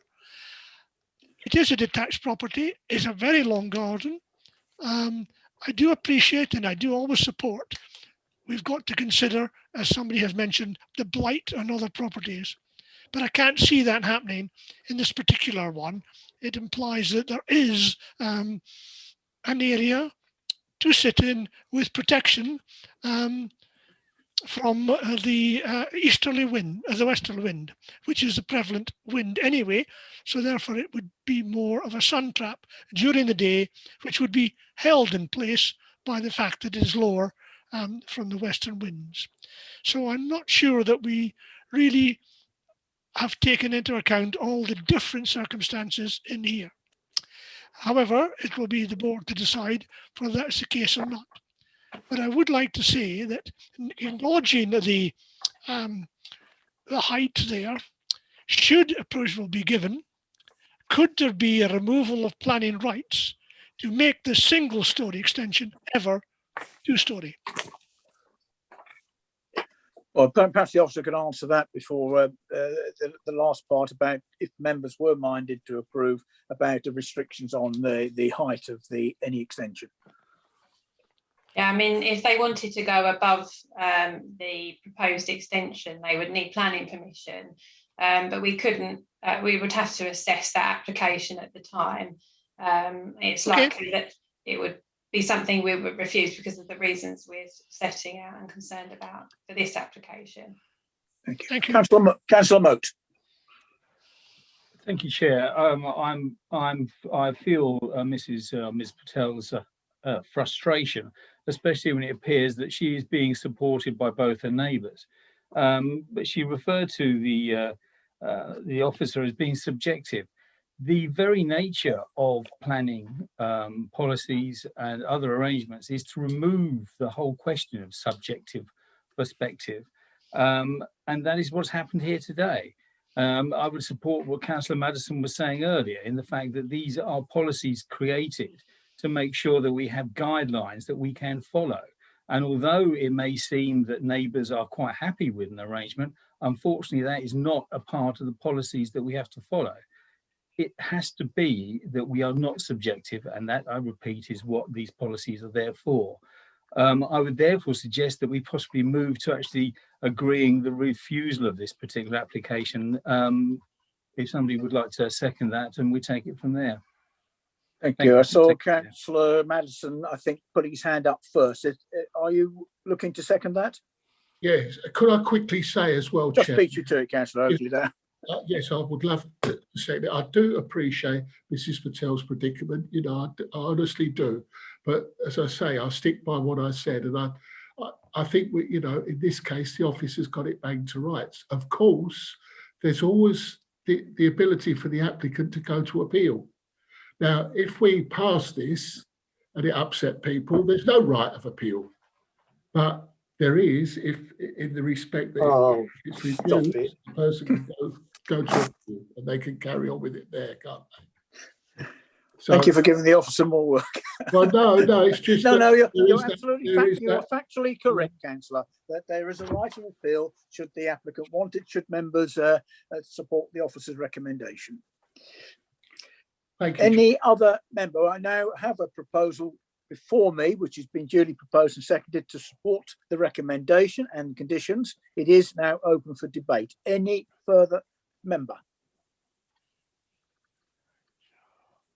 I see no such indication. I therefore put to you that the application shall be refused in accordance with the officer's recommendation. All those in favour, sorry, Neil, we have to do a head count. I still haven't got out of the habit of asking members to show. Maybe it won't be too long before we get back to some form of normality. All yours, Neil. Councillor Perfect. Councillor Perfect. Perhaps I was being a bit... Councillor Burrell. Agreed. Councillor Butterfield. Agreed. Councillor Garden. Agreed, as the appeal will give us a second opinion, but I agree. Councillor Maddison. Rubbish. Agreed. Councillor Moat. Agreed. Councillor Nicklin. Agreed. Councillor Oakley Dow. Agreed. Councillor Ogentope. Agreed. Councillor Oliver. Agreed. Councillor Peters. Agreed. Councillor Reynolds has retired. Councillor Honeysett. Agreed. Thank you. Councillor Perfect, are you there yet? No, right. In which case, Show him as an abstention, please. of course. So we don't know which way he 11. would have voted. Yep. Thank you. The application is approved with one abstention, unfortunately. Thank you, members. Thank you, Mrs. Patel. That brings us to the end of the agenda, the main agenda. It is now just for members to confirm the delegated authorities. Do you so agree? Thank you. Agreed, Chairman. Agreed. Thank you. Chairman, Councillor Oakley Dow was Yeah, I was waving. going to say I don't that know. Councillor Oakley Down wanted to say something. I had picked that up. Sorry, thank you, Chair. Thank you, Alan.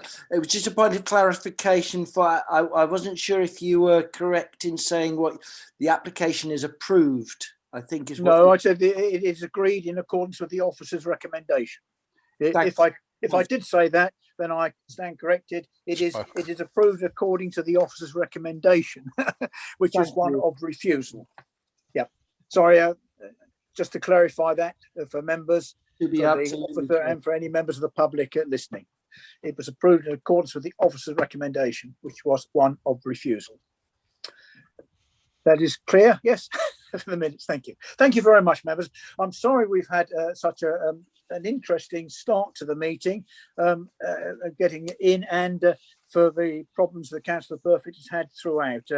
I understand that according to government guidelines, we should go back to normal on the 26th of April, but that is being challenged in the High Court on the 6th of May, but it's being challenged in the High Court on the 26th of April with government support. So it is likely we will continue in some form of Zoom meetings for some time, I think.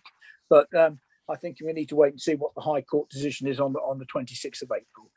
We'll keep you all informed. So thank you very much indeed. Sorry, And you're looking, Chairman. Yes, I thought you looked as if you were going to say something to me then. Have I spoken out of Yes, turn? before we leave the meeting, Chairman, I think the problems that you alluded to that we had at the start meant that you didn't get the opportunity to say something that you wanted to say Thank you about very much indeed. the passing of His Royal Highness the Duke of Edinburgh. You're absolutely correct. Not being present, I had forgotten.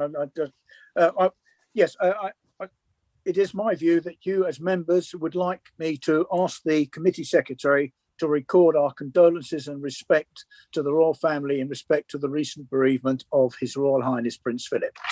If that is so agreed, Neil, will you please make such an entry into the minutes? Indeed. Quite right. Thank you. And I'm sure that at the GAC, of course, coming up, which I'm conscious of, that there may be not more opportunity to express it, but we are during the period of mourning, and I think it's right we record our condolences and respect.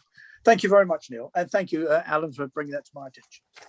Was there anything else I missed at the beginning that I should be aware of or that Roger didn't raise? Because it was, Roger got into the deep end, didn't he? I know that Emma had her hand raised a minute ago, but it may well have been to make the same point that I've just made. Was it the same point, Emma? Yes, it was, yeah. Thank you very much indeed. You know, I did join the public listening, but you've moved on from there from the beginning when I got there. Was also Councillor Steve Brown's apologies recorded? Yes. Yes. Thank you. Yes, Chairman. Fine. In that case, I think that concludes everything. Yep. Thank you. See you at GAC, I think, probably the next meeting. And thank you all. Good night. Thank you. Good night. Good night, Eric. Good night, everyone. Good night, everyone. Good night.